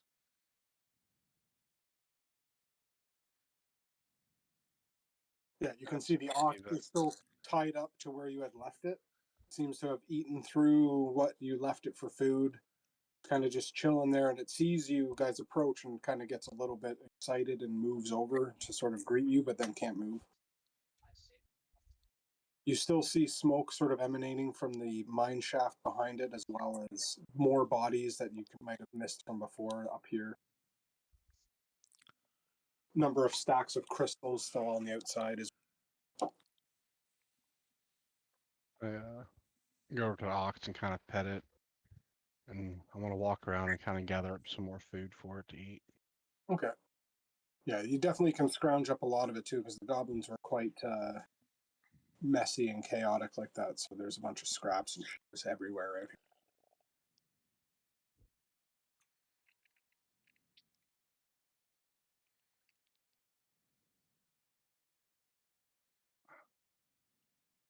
want to get one of these pails too that are over here. Okay. Make sure there's nothing in it, and find a little bit of water or something up here. Okay. Put it in a pail and put it in front of the ox so we could have some water and some food. Yeah, you grab the pail. It's kind of oddly sticky. So you kind of like, oh, fuck, and you kind of gather some water, whether you find it from a soldier's water skin or from a jug, a decanter that was around somewhere back inside the barracks. But you do scrounge it. After a bit of time, you find water that you're. And I want to take this like goblin tent right here and kind of fasten it open a little bit more and give the oxen like a little bit of put the food and water inside there to kind of coax them to go in there. So we can kind of go in the tent and lay down and kind of be hidden. Yeah. Barney oxen. and Bjorn make a. While you're just kind of out there, while you're out there gathering, tending to the oxen, you do lead it into the tent because of the following of food and water. It kind of pops in. Now it's about roughly the size of the interior of this tent. So you're like, okay, it can probably chill there if it pokes its head out. Probably a decent place for it to stay through the night. With the evening sky as well being overcast, you notice at the top of the tower still has that sort of bluish purple illumination at the of the apex of it. But again, though, it is quite distant up in the sky as well. It's just sort of you notice when you check the sky. But a 14, Bjorn for perception. Oh. Not so much Barney, but Bjorn, you hear some sort of clanking of metal, followed by like the faintest like like sort of little giggle or something that comes from the inside of that mine shaft. As you're sort of standing there and have gotten the oxen sort of in place, it's just this, you pick that sound up as you're sort of standing out here. I just heard something giggle from the mine shaft. Oh. I hope it's at least just more goblins. And I dumped a couple of pieces of food I collected off the table and into the oxen's tent. I'll pull my sword out and shield and follow Bjorn. You can see that it turns towards the food and it catches on its horn, like on the front of its head. It has like an elaborate like rack of horns on it. It catches like the flap and sort of like pulls part of it away and like freaks out a little bit before it waves it off of its head and it goes back to normal. But yeah, there's a little bit of haze emitting from the inside of the cave, and it you sort of approach it. It has a very strong smell of like sulfur, brimstone-y type smell. And you call out, "Hello, nothing." It was a very, very distant sort of echo from the chamber, so it might not be immediately within, but with a natural 20, you definitely know it came from within there somewhere. Sulfur. So trying to light anything in there would be a bad idea.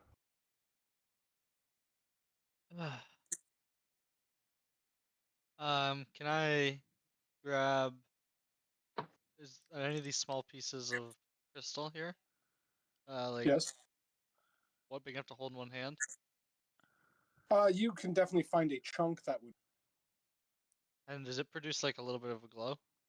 Yes, it does. Okay, I'll carry it in like in my offhand, I guess. And have my shield put on my back. And I'll pick it up and I'll hold it out in front of me. Okay. Should we go in?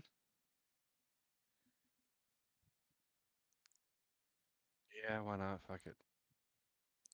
Okay. Either die or we don't. I would say in this, as you start to head into the mine shaft, Mumbleman, you have created the ramp back up to the top of the machine, and Altair, with you channeling with your chalice starry form, gets a bit more of a reaction out of the crystal, the necklace itself when you do that. which then sort of causes a bit more of the lens on the top to react a little bit, as in like stand straight up more than it was. But then after a brief period of time, the crystal dims again. So you realize it does react to your natural arcana, and it's seemingly more based around, some of your crystalline based stuff. But that incantation in particular didn't present enough arcana to it to do anything other than just sort of glow a bit brighter and then eventually dissipate. That and a first level spell, or just that? Yeah, no, that and plus your healing magic, what Okay. boosted it up. But I would also say in that time of you doing so, you're a bit perplexed by what's happening. The blue crystal or the light from below the glass flares up again, and it does cause a reaction out of the necklace in its socket to power up, almost equivalent to the amount that you put in it right then.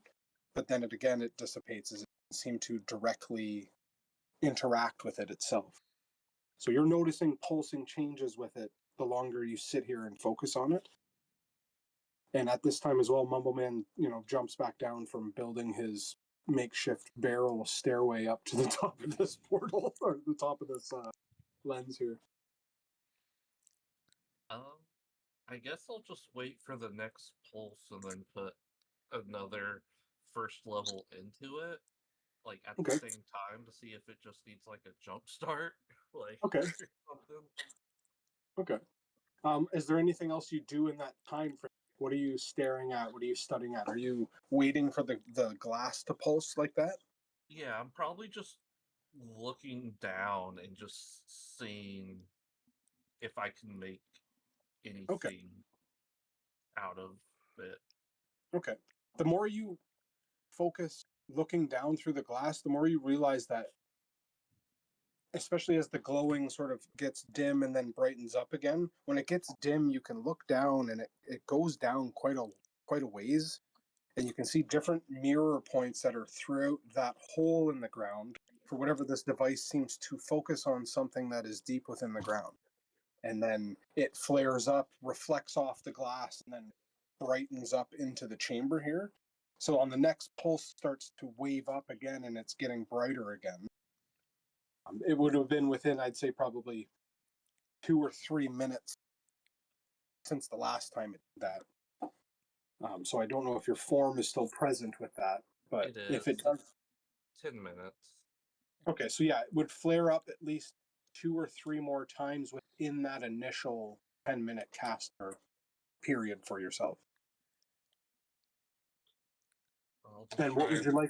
what would you like to add to it to bolster? I'm just. It's just gonna be what I did the first time, but at the same time as the ground does it. Okay. The second time you do it, it reacts more. It reacts brighter from the base pulsation of the light, and then you add your arcana to it, and it brightens the crystal up enough that you realize, like, okay, that's the brightest, or was the same as it was when it was first socketed in place, and then it kind of stays for a lot longer than it would have dissipated before. And when it's doing that, this lens on the top sort of like go completely vertical because it was on a bit of like a 45 facing down, didn't have enough power, it seemed. In that pulsation plus your arcana added to it, it goes vertical up towards the top of the tower ceiling, where you can see that there is this, not an oculus, but something that is glowing bluey purple at the top, focuses upon that. But the machine itself doesn't change or react differently to it. It's just that lens seems to focus directly vertical.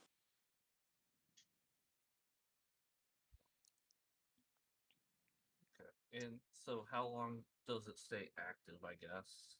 I would say it stays active enough for your form to fade out, like your chalice form fades away, and then I would give it probably another 5 minutes of you staring at it before you notice that it does start to dim down again.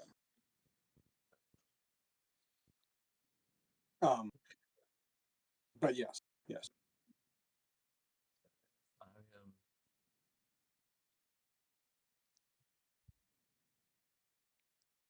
I tell Mumbleman, I said, that's all I got for tonight. This might need to be something where we hit it on the way back and figure it out. Well, they haven't been able to get in here for years, so we don't necessarily need to tell them that we got in. I mean, we're not telling them till we get, like, we wouldn't be telling them soon anyway if we did, right? Right, and yeah, and if we hit it on the way back and figure something out, we can make the decision at that point on whether or not we'll tell them.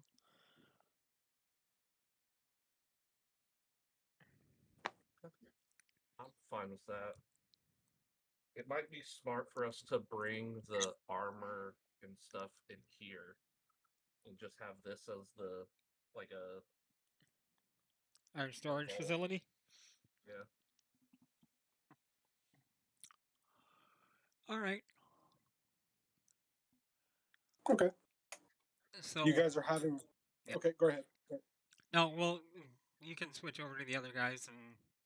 That's what I was gonna say. I was like, you guys are having this conversation. Switch back to Josh and, or sorry, to Bjorn and Barney as you sort of walk into the mineshaft chamber yourself. You hear that sort of again little like chattering or trilling or something coming from within the chamber, and you realize that that smoke or haze is emanating from within here for sure. That is not. I don't know how you want to handle this, but it's Oh, map yes, is black for the video. I realize this too. I will put you back, and I will put Altair back in there. Just, but yeah, you guys are technically not here, but you're here, so you can see. But yeah, you walk in, and it looks to be like some sort of mine shaft. See worked stone. There's wooden reinforcements that are built up, especially around the entrance. But it does start to delve down and down a series of ramps and things like that as you start to move through here. Barney, it is dark in here, so you start to move through. And I don't know what you can actually quite see, but there's a little bit of like haze light, but not too. I didn't know how much was coming from the Oh yeah, crystal you had head. that crystal. Yeah, that crystal, I believe, gives you a little bit of range of light that you see, which is what you can see. You had like that. a 10-foot ring of light on me. Yeah, that's about what. Okay. And Bjorn, I think you can see fair decent. Yeah, I got 120. And yeah, to you can see the my path thing. leads to different tiers of worked stone, and it eventually just descends into a mine shaft. You are sitting in there for a second. You start to move up to the front cliff side or of the first ramp down, and you hear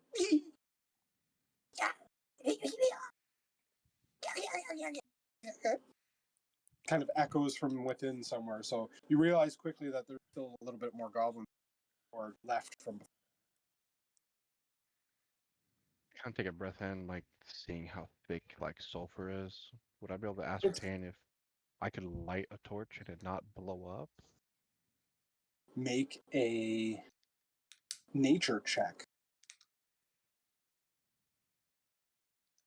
Pretty good. So the haze isn't thick enough. Like, the scent is there, but you don't see any other forms of light in here. There are old lanterns, like kerosene lanterns, affixed to different points in here, but they're not lit currently. With a 15, you don't suspect that it will explode, but it is pretty heavy of what that scent is. Yeah, I can light my torch. I don't think it'll go up in flames. If you'd like more light.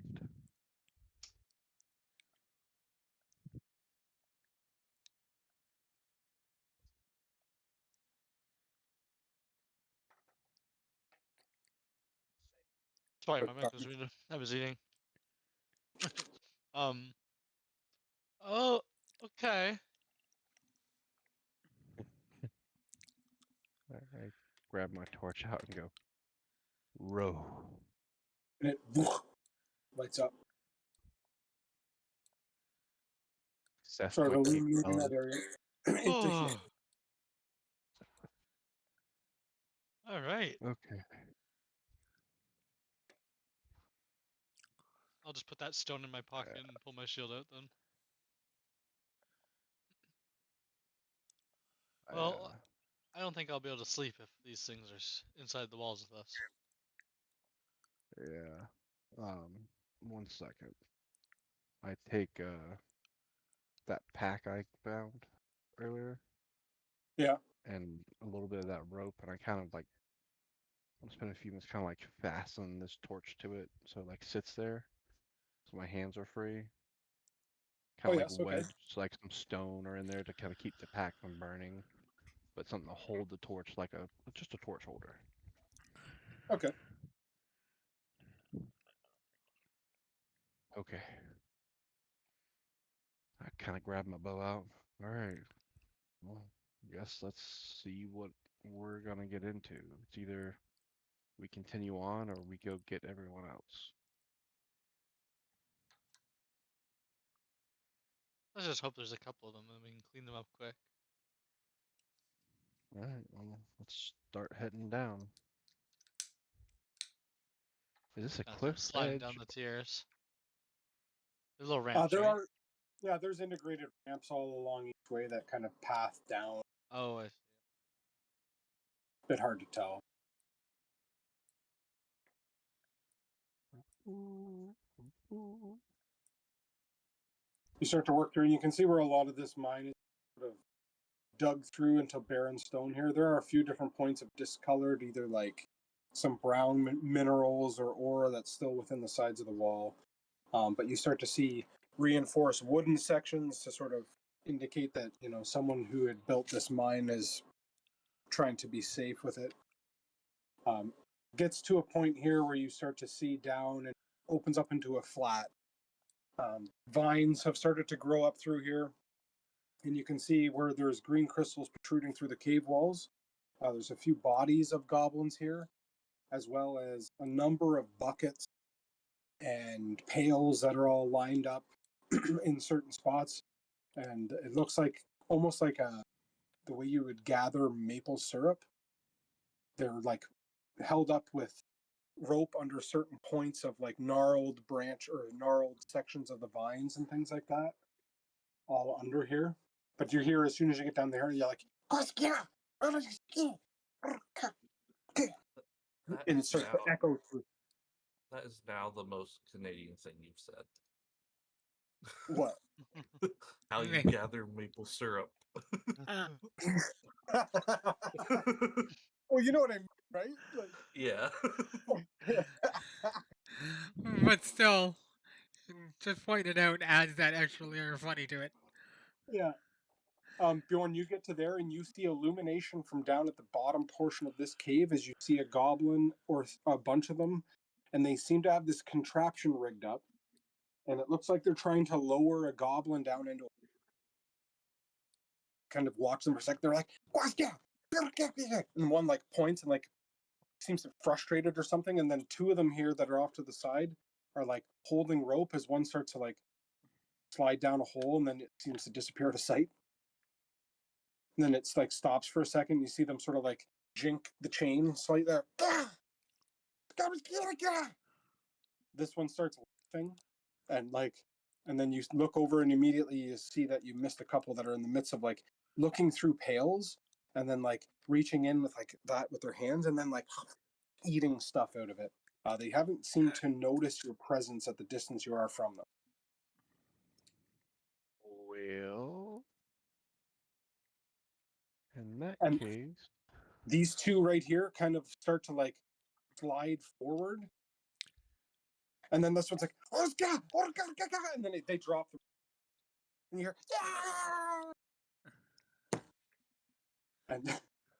and then they look over like, and then they kind of look over in your direction and point because one of them, this one here that has sort of a torch by its feet, looks over and sees your torch alight on your body and like point like, and they Take all a just shot like, at him. whoosh, and turn towards you. Go ahead and make that attack roll. So, The guy with the torch. yeah, you do.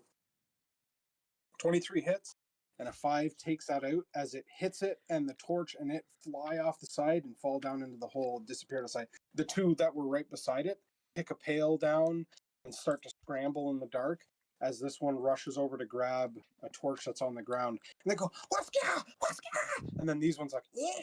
And you can see them like pull up in some sort of like daze as they like misstep, fall flat on the ground, and this one stands up like, all like either intoxicated or something. It seems to be in a discombobulated state before this one rushes over and pulls out a small short bow. It looks like the 4 of them are going to try to rush at you, I guess, but 2 of them seem a bit kind of fucked up. Anything you wish to do in these moments as this is happening? This one here grabs it, starts to rush up. This one rushes over. This one again was prone and then stands up. And this one starts to try and stagger around but can't make it. You guys get to go on this time frame. I won't make you roll initiative. We can get through this pretty quick, especially because of what I feel like.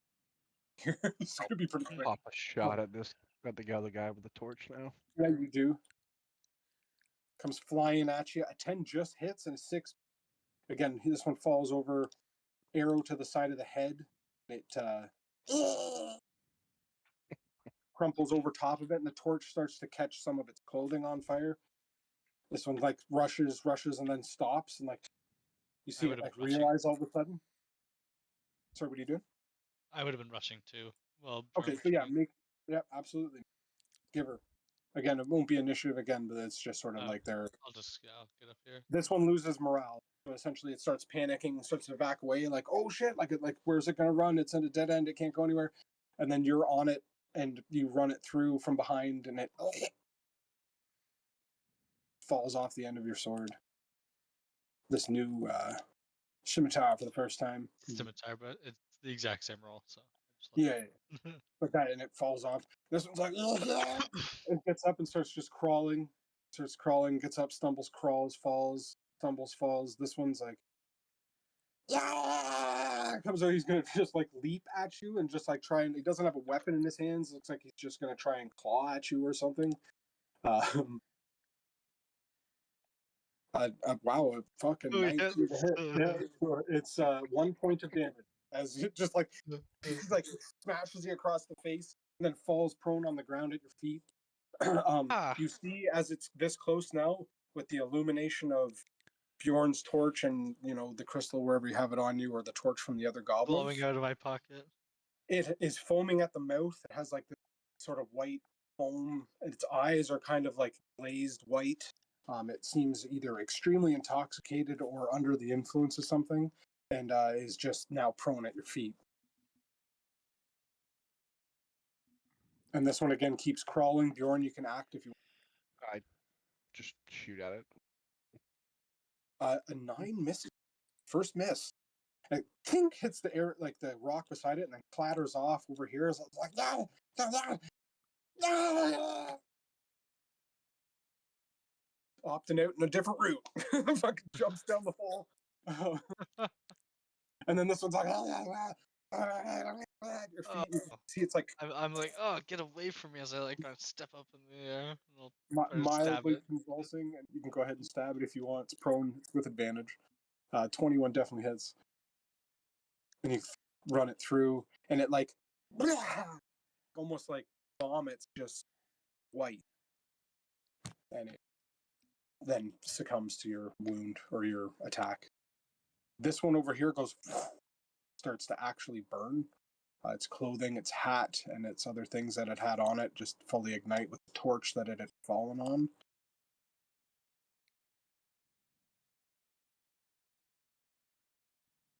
Stay away from it. Oh, did you see that thing? It got me. I showed a little scratch on my cheek.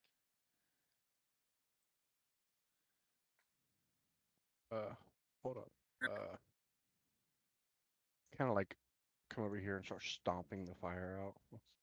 And you do. And you realize you stomp it out, and you got gore all over your foot from stomping out the tiny goblin under your feet. pretty much start like one leg moonwalking backwards, trying to scrape it off my foot. You do.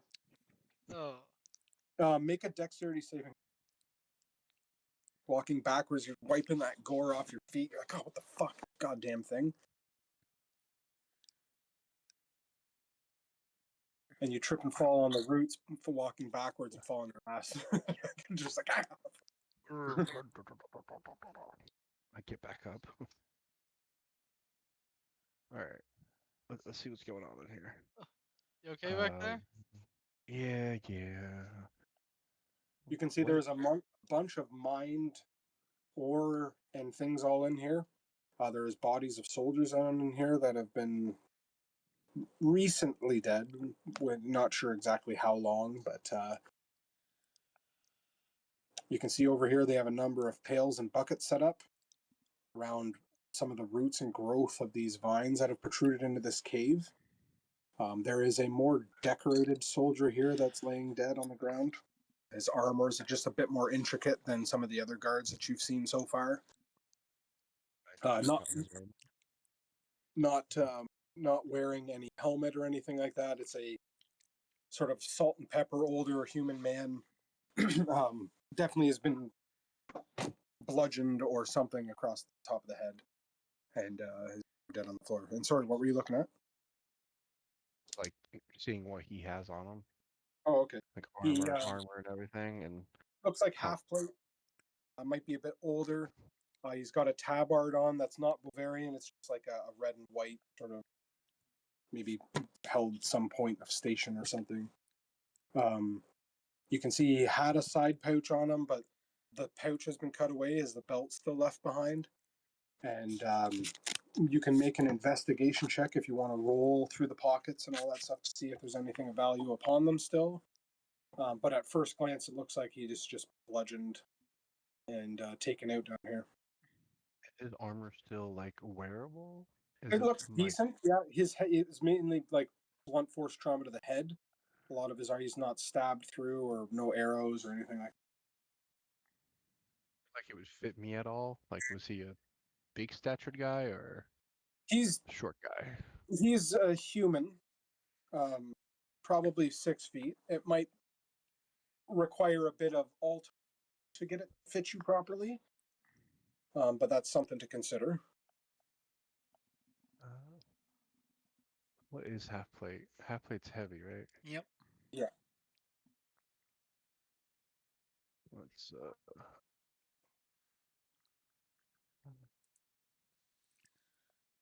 Half plate's medium. You're right. Is it? is it? Yeah, it's the highest of the medium.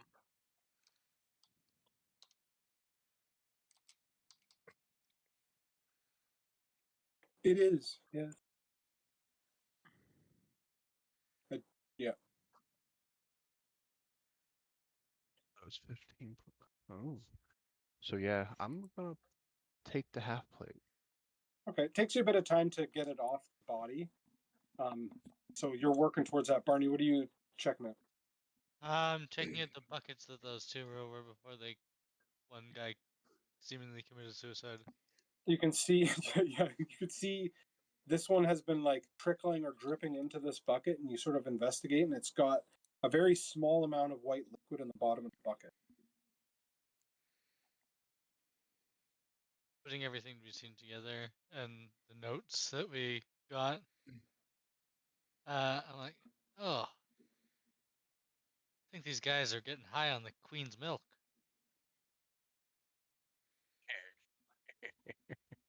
And you can see as you get over here as well, they have a bunch of like ropes tied to like pittons that are in the wall, and it looks like they're trying to use it to be able to lower down into this big hole here on the ground.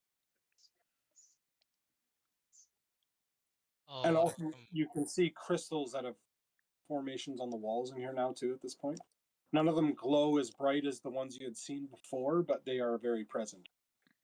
does Bjorn still have his torch with you? Does he have your torch with you or no? It's attached to my backpack. It just doesn't move okay. with me. Can I look down this hole? Sure, you can. You look down, sort of stepping off this wooden plank, and you can see down. It goes down a bit of a ways. It sort of differs from straight down a little bit, but you see a blue glow from down below, as one of the crystals, very similar to the one you see inside here, is visible about 60 or so feet down. And you said there was ropes anchored in. Yeah, there's ropes like that are attached to different points across here. It's like anchor points, and then it looks like they were trying to harness themselves to get down into this hole. Barney, I'm pretty sure that's the hole that drops down to where that creature is. You think so? Yeah, seeing how there was dead goblin corpses down there and seeing that we just saw another one fall. Does make sense. So, I mean, we could maybe push one thing of ore down there. I think you were right earlier. I don't think we should be feeding this thing. I just wanted to get us out of there. What is a little I curious I is personally had no why plan on holding up my end of the bargain. I'm just curious about how it can travel within rock, but yet it's stuck down there when this is all rock. I wonder if the bottom of this is a giant metal vein that surrounds it, so it can't move out of it. I wish there was some way to cave this little hole in.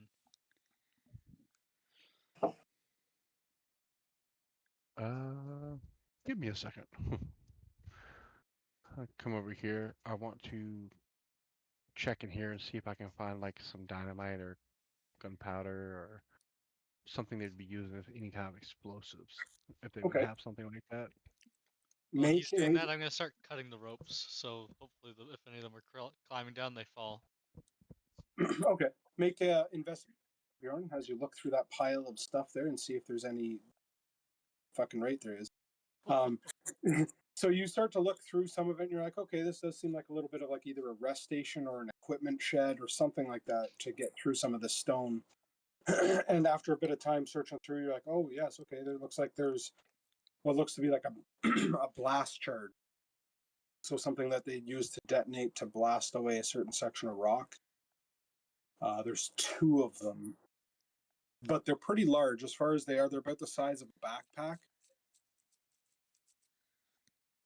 And Barney, you start to cut rope, and you start to look down the hole again, and you see in the illumination of the crystal at the bottom of that chamber, that creature that you had seen before emerges and starts to look over the bodies of the goblins that have recently followed through.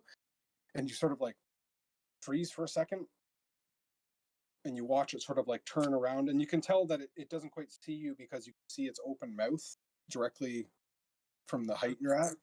And it sort of looks around, and like you see one of its arms like bat one of the bodies of the goblins, the more recent ones that have fall through, and it kind of like along the ground before it sort of just disappears out of your sight of your line of sight. So it definitely seems to be hanging around that hole that you told.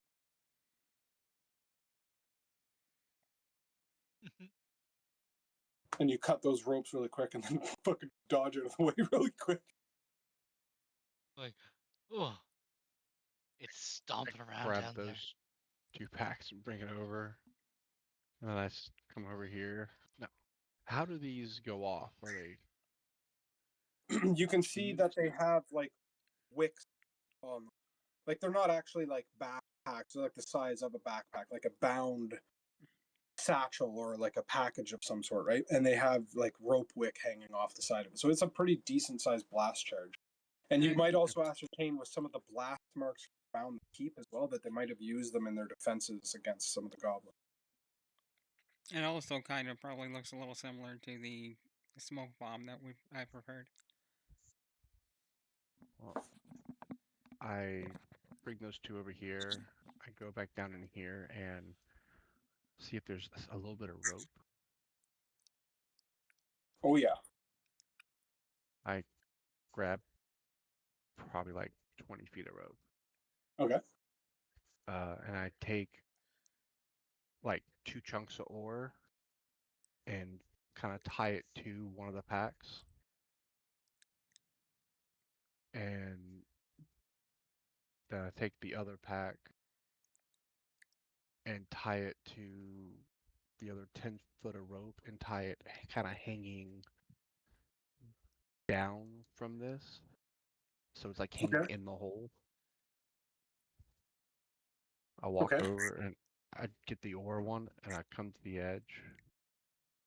I want to light the one pack with the ore on it and throw it straight down the hole. Okay. And right after that, light the other one and let it dangle in the center of the hole. So when one blows up on the bottom, it might collapse the creature, and the other one will blow up in the hole, hopefully causing a collapse of the hole. Okay. Fucking cool. All right. I like it. So you go to do that. Let me just look up something. I never would have thought of You s- the multi-dimension 2-tiered. That's cool.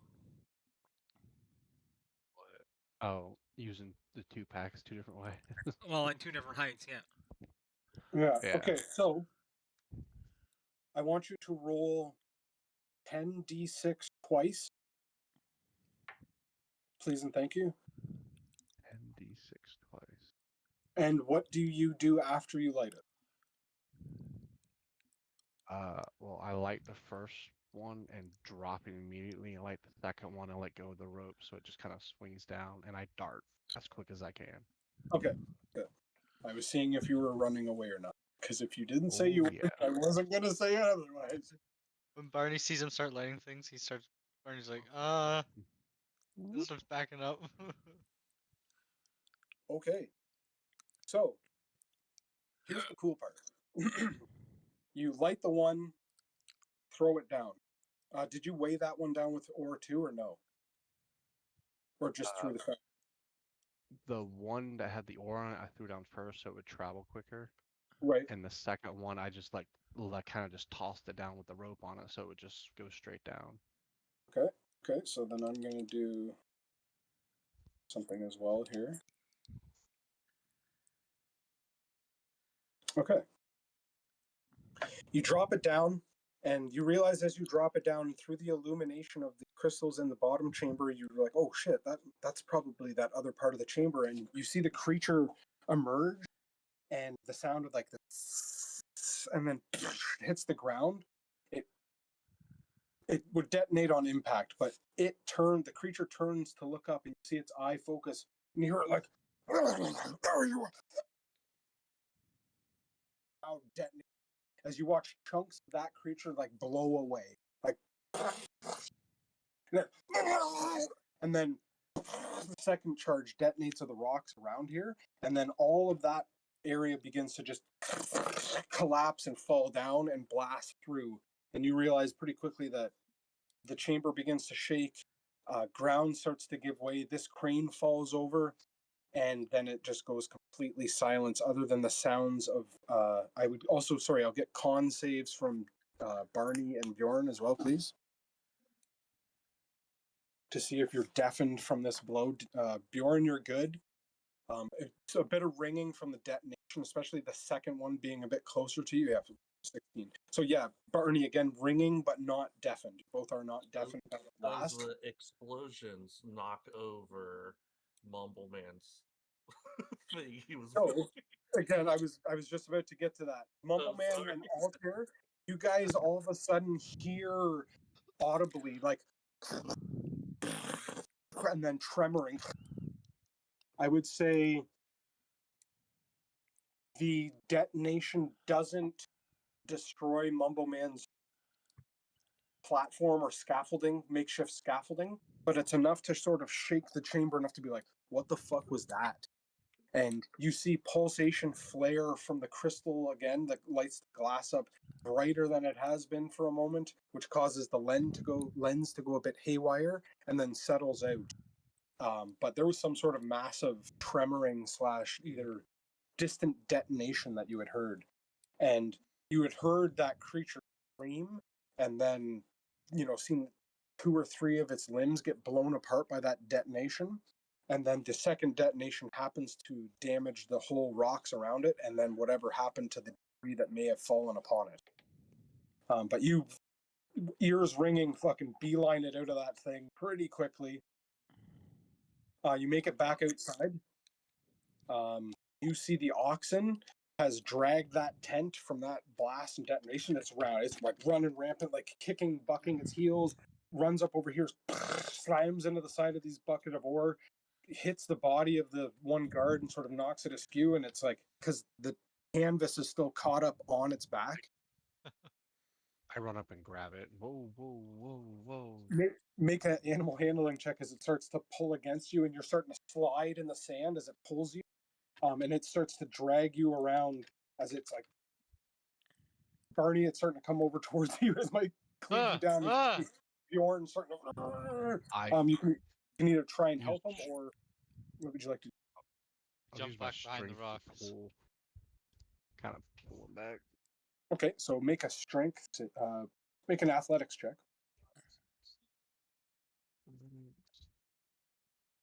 Wow.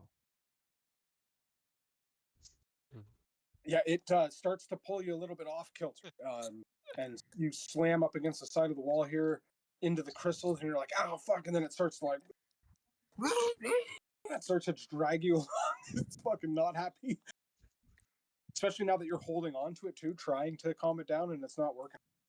It doesn't seem to move past it. Boom! You smash through that table that had a bunch of stuff on it, and it's starting to drag you through the part of the courtyard here. Is there any like branches on this wall here? There's a couple bits of overgrowth Plants? and vines that are on there. Yes. Can I try to rip some like big leaves down and run after them? Sure, you can. Are you going to try and tame it with the leaves? I'm gonna try to like yeah, here.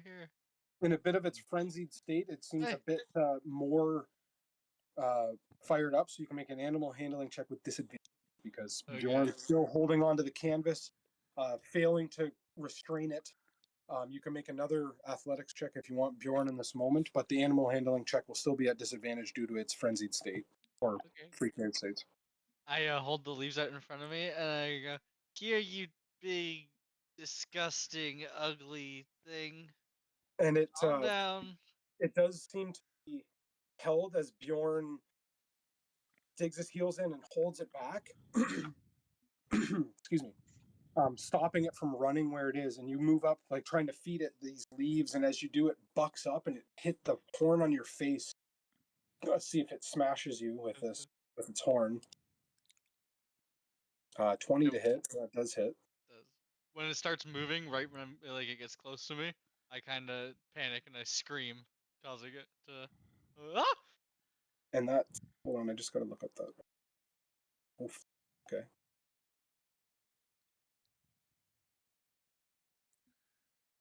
You take. Okay, that's not bad. Take 10 points of bludgeoning damage. Smashes you in the face with its horn, but it's still restrained by Bjorn, and it seems to be freaking out less. Still freaking out from being bound by Bjorn and stuck in the canvas. You try to feed it, and it rams your fucking face, and you sort of fall backwards onto the ground. Heavy blow to the face, but it can't move anywhere, and it starts to like buck in place, sort of. Pretty upset. I kind of want to like come up towards it some more with the canvas and try to like pop the canvas off so he can see us. Okay. And like, whoa, bud, whoa. Okay. So now you can make another animal handling check. Not at disadvantage because now it sees you, and it's not as panicked by it, but it starts to buck up anyways. Still caught up in your moment. Make another athletics check to try and hold it, or it's going to continue to try and to scramble away. Jeez. It's inching you along the ground, but you can feel that it's like with a canvas off of its face, it's not reacting as poorly as it once was. And it drags you probably about here before it kind of stops for a second, starts to like calm down, especially since the tremoring stopped and things like that. It stomps the head of the little goblin that blasted Barney with magic missiles, so that corpse has been eviscerated. When they were Oh. dragging him along, Barney would have pulled himself up against this wall, and he's kind of holding this big, like, bleeding gash on his head, and I'll use my last 5 points of lay on hands to Okay. try to seal it up the best I can. Yeah, which you It's like, do. "Oh." But that was like, damn, that was just inopportune, especially from under the canvas. You couldn't see it quite coming, and then you fucking bucked you and hit you. But it seems to have stopped. But you can see it, like, it's breathing heavily, but it's like realized where it is, and things have stopped. It recognizes you. It stops. Do you still hold on to it? Yeah, it's like slowly go up and start kind of just rubbing its side with it, calming down. Like, whoa, it's okay, it's okay. That's like you can see it, like not doing like the bull charge thing where it's digging its hooves in, but it's like trying to relax before it kind of stops, and you realize like, oh, it's not happy. It starts to move off of the ember pile that was where a fire was before it was snuffed out, and it moves over here. You still have a hold of it, but it's like sort of like moving within the 5 foot range. Like you just hold on to it, pivots you on your heel, and eventually Grab my stops. hold and start kind of leading back over this way to food. Okay. Trying to entice him with some food. Like, come on, it's okay. A big old pile of food. We will cut from you guys handling this beast of burden out here to Altair and Mumbleman, feeling the tremoring from the chamber, wherever it was, sources of you. What do you guys do?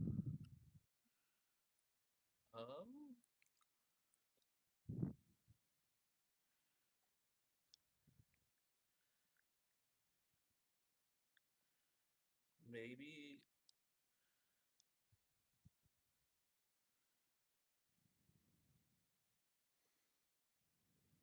I'll say, Mumbleman, do you think we should go out there, or do you think maybe it's trying to break through the door down below us?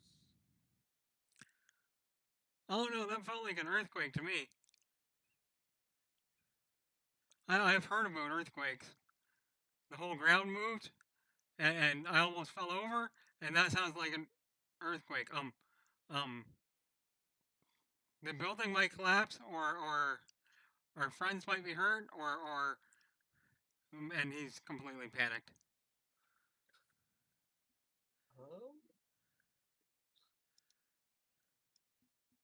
I'm gonna go check on the door down below, see, make sure that thing is still contained down there.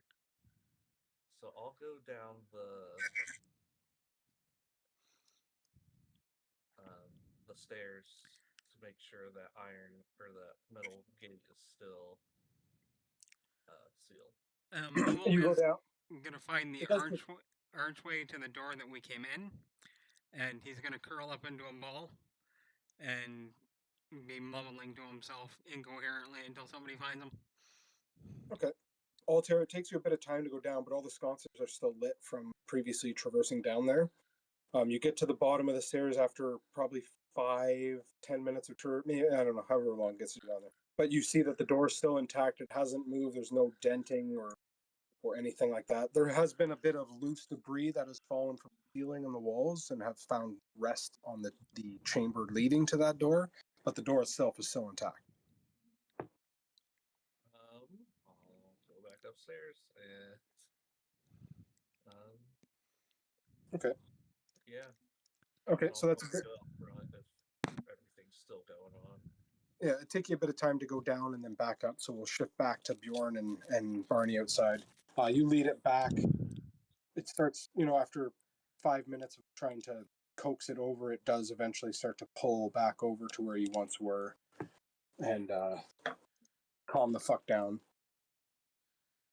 Give it food, pet it a little bit, kind of re-secure it so it can't take off. And you can tell, like, the whole time you were traversing this creature up until this point, leading it, it was pretty calm and tame. It had a pretty chill demeanor and look to its face.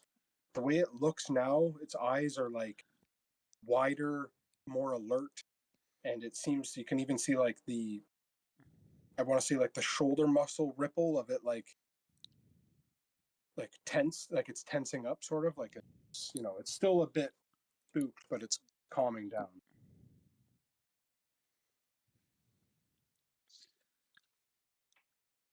You start to try and give it food. It doesn't seem to want to eat too much right now, but it's not moving away or running anywhere. Yeah, just try to sit there with it for a minute and pet it and try to get it to be at ease. Okay. Mumble Man is actually hiding underneath his new cloak because the cloak was a bit big on him. Yeah. And has completely obscured his vision and is softly mumbling to himself. Yep. And he'll stay that way for a bit. Okay. Altair Like- would reappear at the top of the stairs, and you would see a robed mumble man by the doorway that you've taken to get in here. And you can make out like the mumbling, incoherent mumbling that is your buddy Mumble Man here, fucking huddled up on the ground. Fetal prone, kind of like a child would be. I will go up to him, not knowing what to do really, and I'll sit down next to him, crisscross, and I'll start petting him like a cat. And not say anything. Mumble Man begins to purr. Like, it's the weird shit. Like,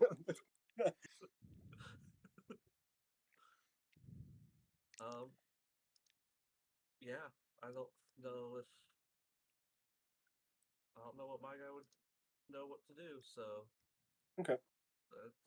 I'd say you guys are kind of like huddled up, sort of like, what the fuck was that? But yeah, Barney and Bjorn Mumble back Man outside. actually leans in to Altair, and Altair feels dampness, and there's like wet sobbing sounds.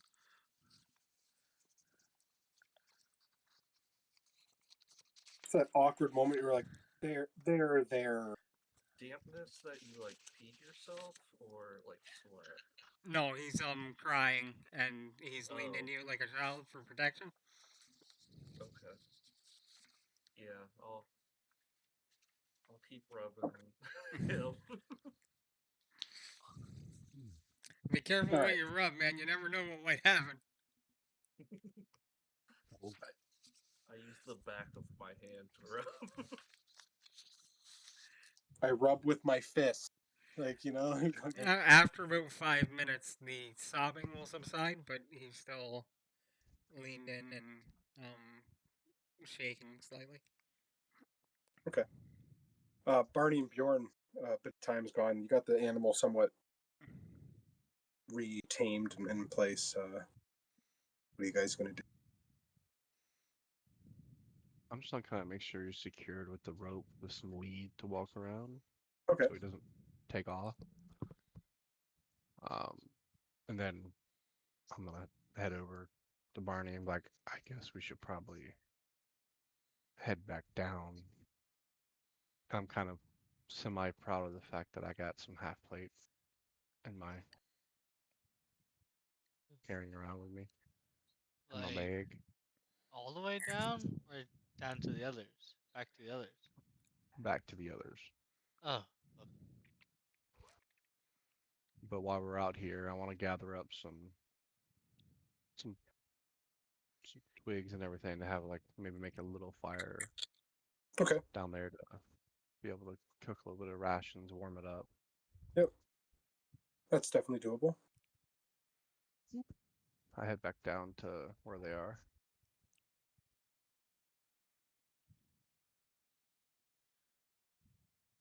You guys emerge, and you can see that Mumble Man is huddled up here in the corner as you walk in, and Altair's slowly consoling trembling Mumble Man here in the doorway. I kind of just reach down and like scoop him up like a toddler. It's okay, bud. What's wrong? There was an earthquake, and I thought the world was going to end, and the building was going to collapse, and I thought my life was over, and It wasn't an earthquake, bud. I promise you. How do you know? Have you ever felt an earthquake before? I've only heard about them. Well, I can tell you because I caused the big rattle. We found the hole that that creature was in the cave outside. Well, in the mine. And well, just to make sure it couldn't really get out, I kind of found 2 explosive packs and blew the creature up and blew up the hole. Oh. Well, did you bring me any sulfur? I didn't see any sulfur. Oh. It smelled funny in there, but I'm sure if there was that much sulfur, it would have blew up a lot worse than what it did. Well, sulfur doesn't blow up on its own. Yep, but You need explosive that. makes fire. Okay. And I had a torch lit. And there were So goblins down there that we killed, and they had fires. Turns out they were getting high on the queen's milk. Yeah, they were drinking it. Well, eating it. so. Well, how are they getting the queen's milk?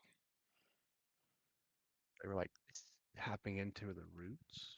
Yeah, they Had like set buckets these under it. buckets up. It That's just leaks into them. genius. Was it like maple syrup?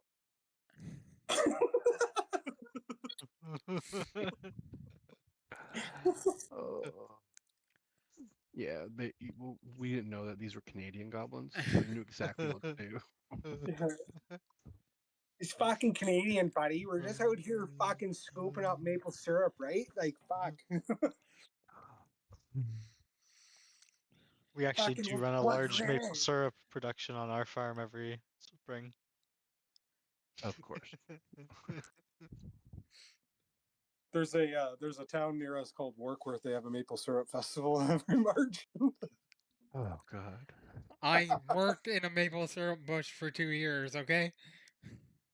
And what's funny too is they take maple syrup and they'll pour it on snow and it freezes and you eat it like a popsicle.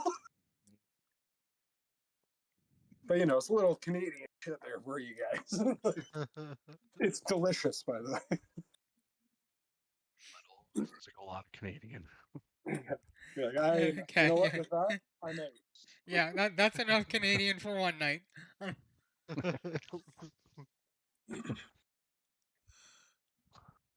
But yeah, Oh. I don't know if that creature's dead or really fucked up.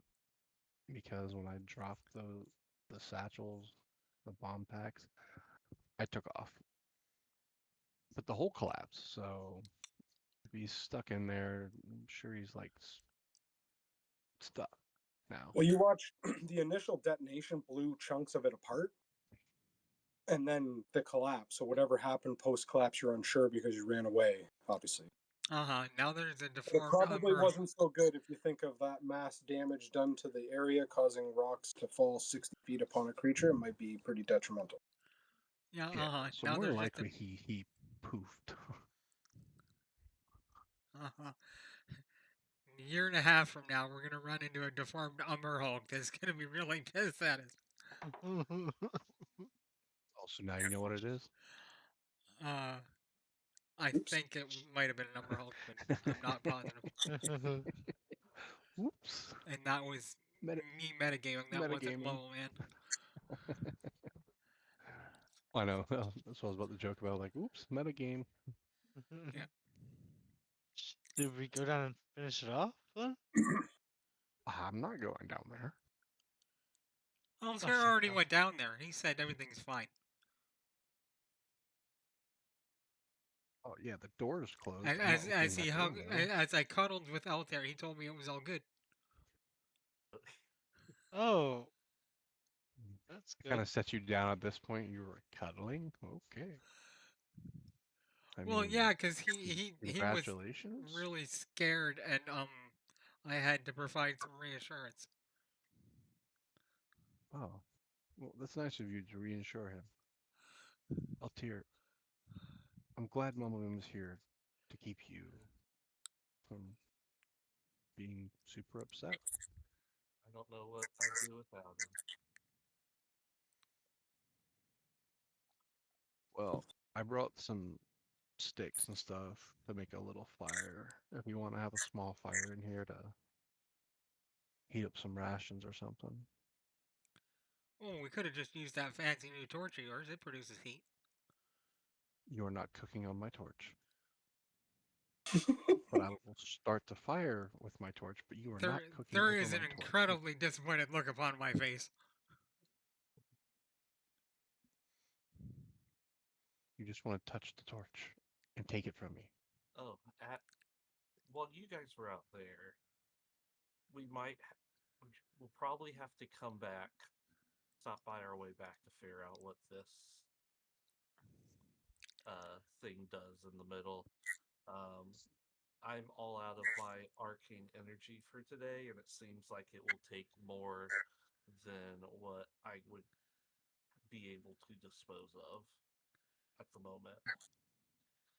So we Sure. might want to just collect all the gear we can, put it in here, lock it up, and then hit it up on our way back. But do we want to let the Ballasteers in here? Is that their name? Well, Better. they won't know to come until we tell them. So We yeah, So you want to can- move everything in here and then move it back out after? You can. I don't want to just leave it out there where anyone else can take the reward. What reward? You want to drag all them corpses and everything in here? Well, No, just their just- armor. Just their armor and their weapons and useful supplies. I pull out the thing of half plate. I have half plate. I've just got to get it modified a little bit to fit me. I put it back in my bag. But I'm keeping this. Okay. You Also, know, with Barney, your torch, I might be able to heat that up and modify it a little bit for you. What'd you say? With your torch, I might be able to heat that up and modify it a little bit for you. Bjorn just really looks at you like I'm not that stupid. The torch doesn't get that hot. It's worth a try. No, I know the torch doesn't get that hot. Bjorn and Barney, But- also, you would notice that the difference of this chamber as well is that all of the boxes, crates, and barrels have been stacked up against the side of this device to make like a makeshift scaffold up into the top part as well, since it's shown up. By the way, what in the hell is the tower next to the tower? He wanted to be able to get to see the lens quick, so I jury rigged something together, isn't it? It's quite stable. It didn't fall in the earthquake at all. Well, that's a good thing. Yeah, it might have killed one of us if it fell on us. Well, I didn't know you were doing that. All I knew was there's a hole, the creature was down there, and the goblins kept trying to get down there for some reason. I'm not saying you're trying to kill us. I'm just saying things could have happened. There's the subtle jab.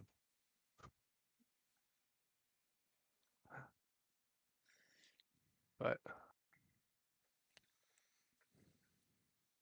I put that flame there as that was the flame to create to heat up your rations with your torch. That's what that's for.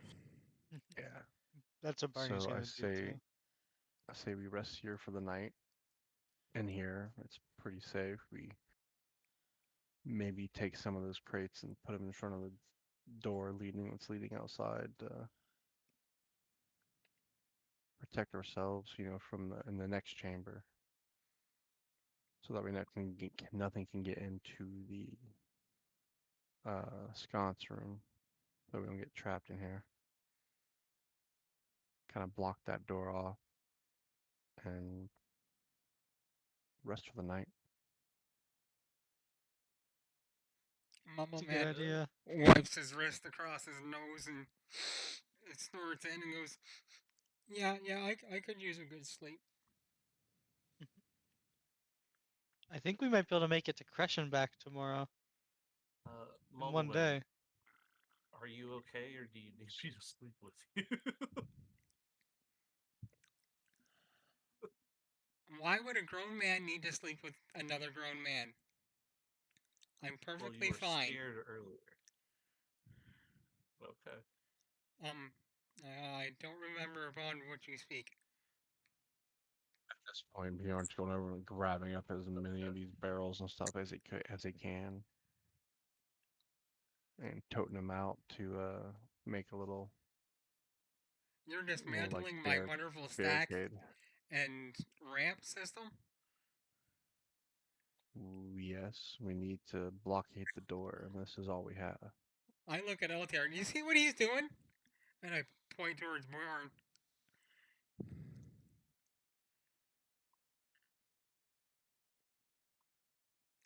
And continues to do what he was doing. Yeah.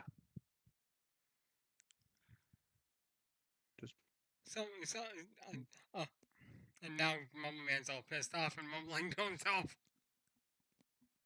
I hand you the torch, and like, you can hold this for a few. I want it back. Mumble Man takes the torch, finds himself a little area, and starts waving it around and getting the flames to do different things and kind of using it like a sparkler. And then if That's what I pictured too. That's exactly what I pictured as like a kid with a sparkler, just like. and if they're not paying too much attention to me, I will start sprinkling certain ingredients through the flames and getting different colors and different effects and trying to learn about it. Okay, what do you Okay, put so through it? don't break it.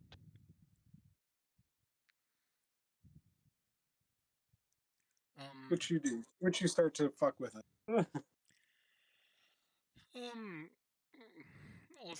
sprinkle a little bit of sulfur through it. I'll sprinkle some salt through it. The sulfur turns it blue. Does sulfur turn things blue? I think it turns it. The sulfur changes the coloration of the flame Yep. slightly while the ingredients are in it, and then it slowly dissipates and turns back. And I'll use some of the other stuff from this world actually. Hang on a sec. So Also, I would say when you throw the sulfur into it, it becomes quite stagnant and makes it a bit difficult to breathe around its proximity where it burns. yeah, It doesn't hurt you, but it doesn't smell or taste very good when you inhale it. Yeah, and I'm kind of like I'm holding the torch like in my left hand, horizontally, and I'm sprinkling stuff through the flames, not actually on the torch itself. Right. So But still, when that burns. Yep. And I'll use some Carnav root, and I'll do some Sassany, and basically one piece or use of each of the things that I've acquired. Okay. Except for the milk, because I only have very little bit of it. Okay. So you start burning ingredients. Yeah, now I'm just a little fucking pyro.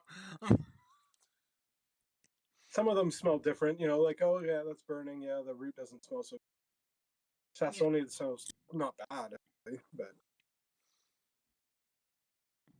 Oh, But yes. that's what Yes, okay, you know what? Hang on a second, I gotta find it. I forgot about this particular one. Yeah. A very finite amount of dust of Sol, the acolyte. Animates a corpse before you. No, yeah, so you pass by some human remains through that torch. Changes the torch like a bit, like the flickering kind of like hesitates for a second before the ash ignites slightly, and You guys watch Mumble Man over there just kind of fucking around with his torch, like with the torch here, burning stuff. Oh, and I have a copper whistle I picked up from somewhere.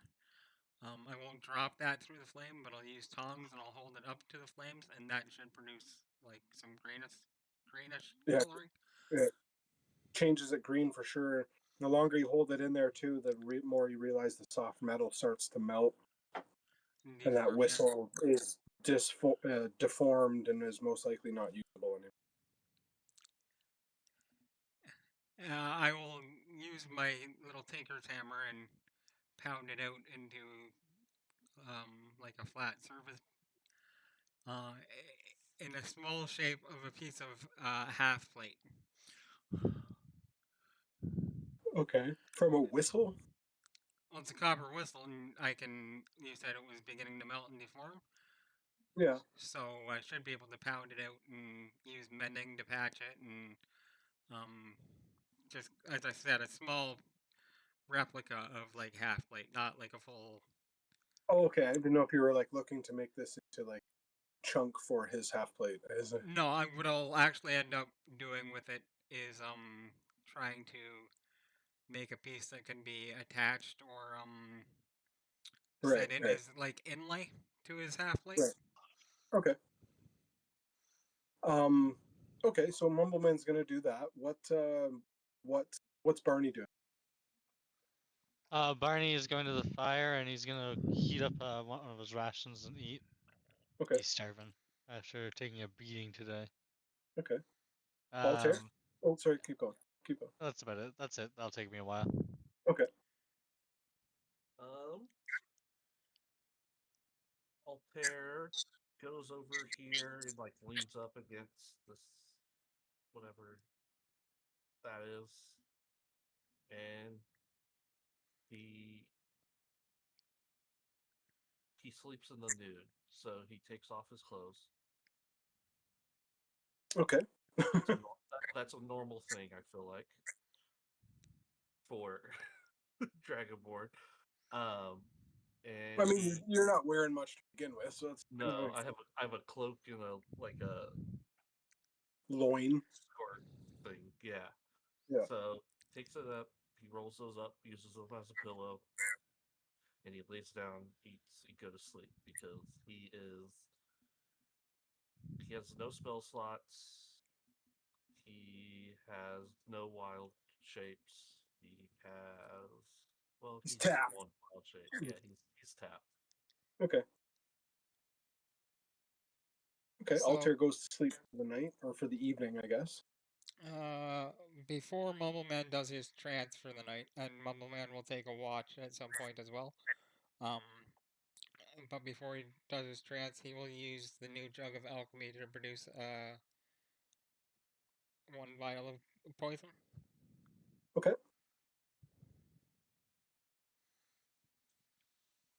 Bjorn, at this point, you would get more of. I'm just going to set them. You barricade the door up with all the stuff that was. And I go and kind of cook up a ration and walk over and put my hand out to my man. Give me the torch. I'm putting it up. I give him the torch and I give him the little copper inlay thing that I designed. Neat. And I For put your it in my pouch. half plate that I, can't use the torch to melt metal with. There's a difference between copper and hardened metal.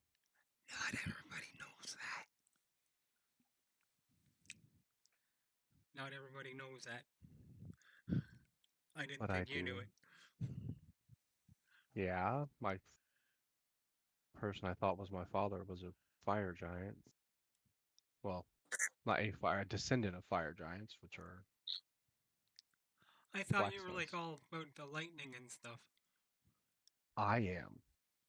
My mother was, but the man who raised me, that my mother told me was my father, who was not really my father.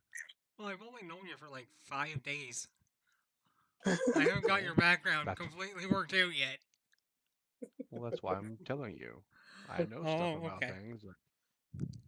I don't know how. That's why I'm so good at carving the runes. Carving I know, runes is I because know of my lots of mother stuff and about lots of things, but I don't know where I learned them from, and I sometimes forget them. And I found all of this so far really exciting, and I'm glad that I'm here with you. well, I'm glad you're here too, bud. So who's taking first watch? Mumbleman can. Okay. I'll wake up for second watch. As long as I can get a night's rest. Bye. My dude's already asleep. Mhm. You need him, wake him up. He's out. I lay You down. can get me up after that. Alright. I lay down since my man's taking first watch and take my long rest.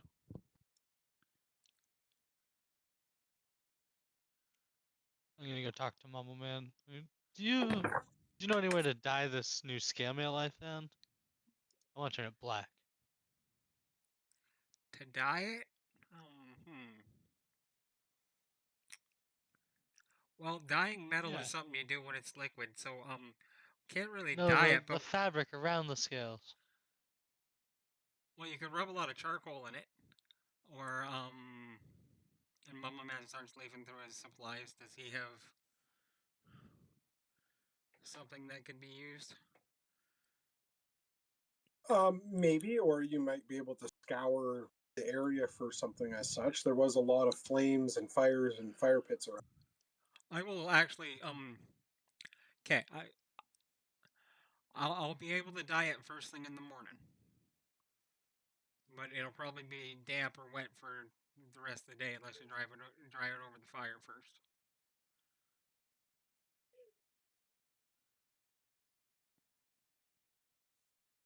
And Mumble Man starts. Maybe I'll try the charcoal first, and then we can dye it another day when we have some Mumble downtime in Man's the already morning. pulling out beakers and vials and contraptions and starting to mix this, that, and the other. On okay, I'm dyeing fabric and I want to make it dark. And oh right, I got a new watch first. Sorry, I got a new watch first, but then I'll work on this for you. Oh, okay.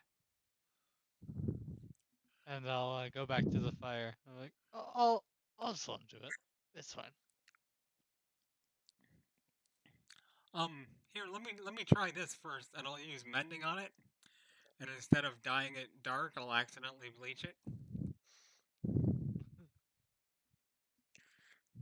Takes the green out of it for sure. Turns the red pink. It's a start. But yeah, I gotta go and watch. And Mumble Man goes out into the past the Scots's into that chamber to keep an eye out and an ear out for anybody approaching. I just go, the thing. I look down at my clown costume I'm wearing now.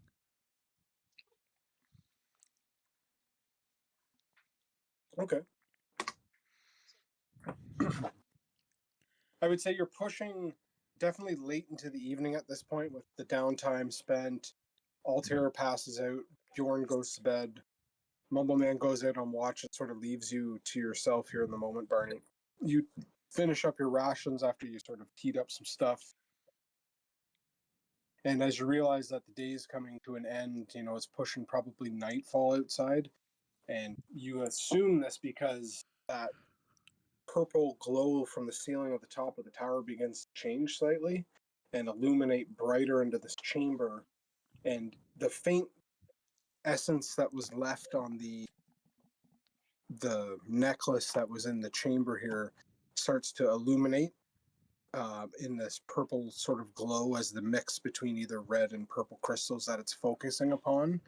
But you also notice that your holy symbol begins to start to like rumble a little bit and glow, with most likely the communion of Yonix either trying to reach out to you or his presence is nearby or something, but your holy symbol begins back. And I would say with that, we could probably pick up next session or continue a little bit because we are pushing pretty late. And I also think What do it's you probably a good place to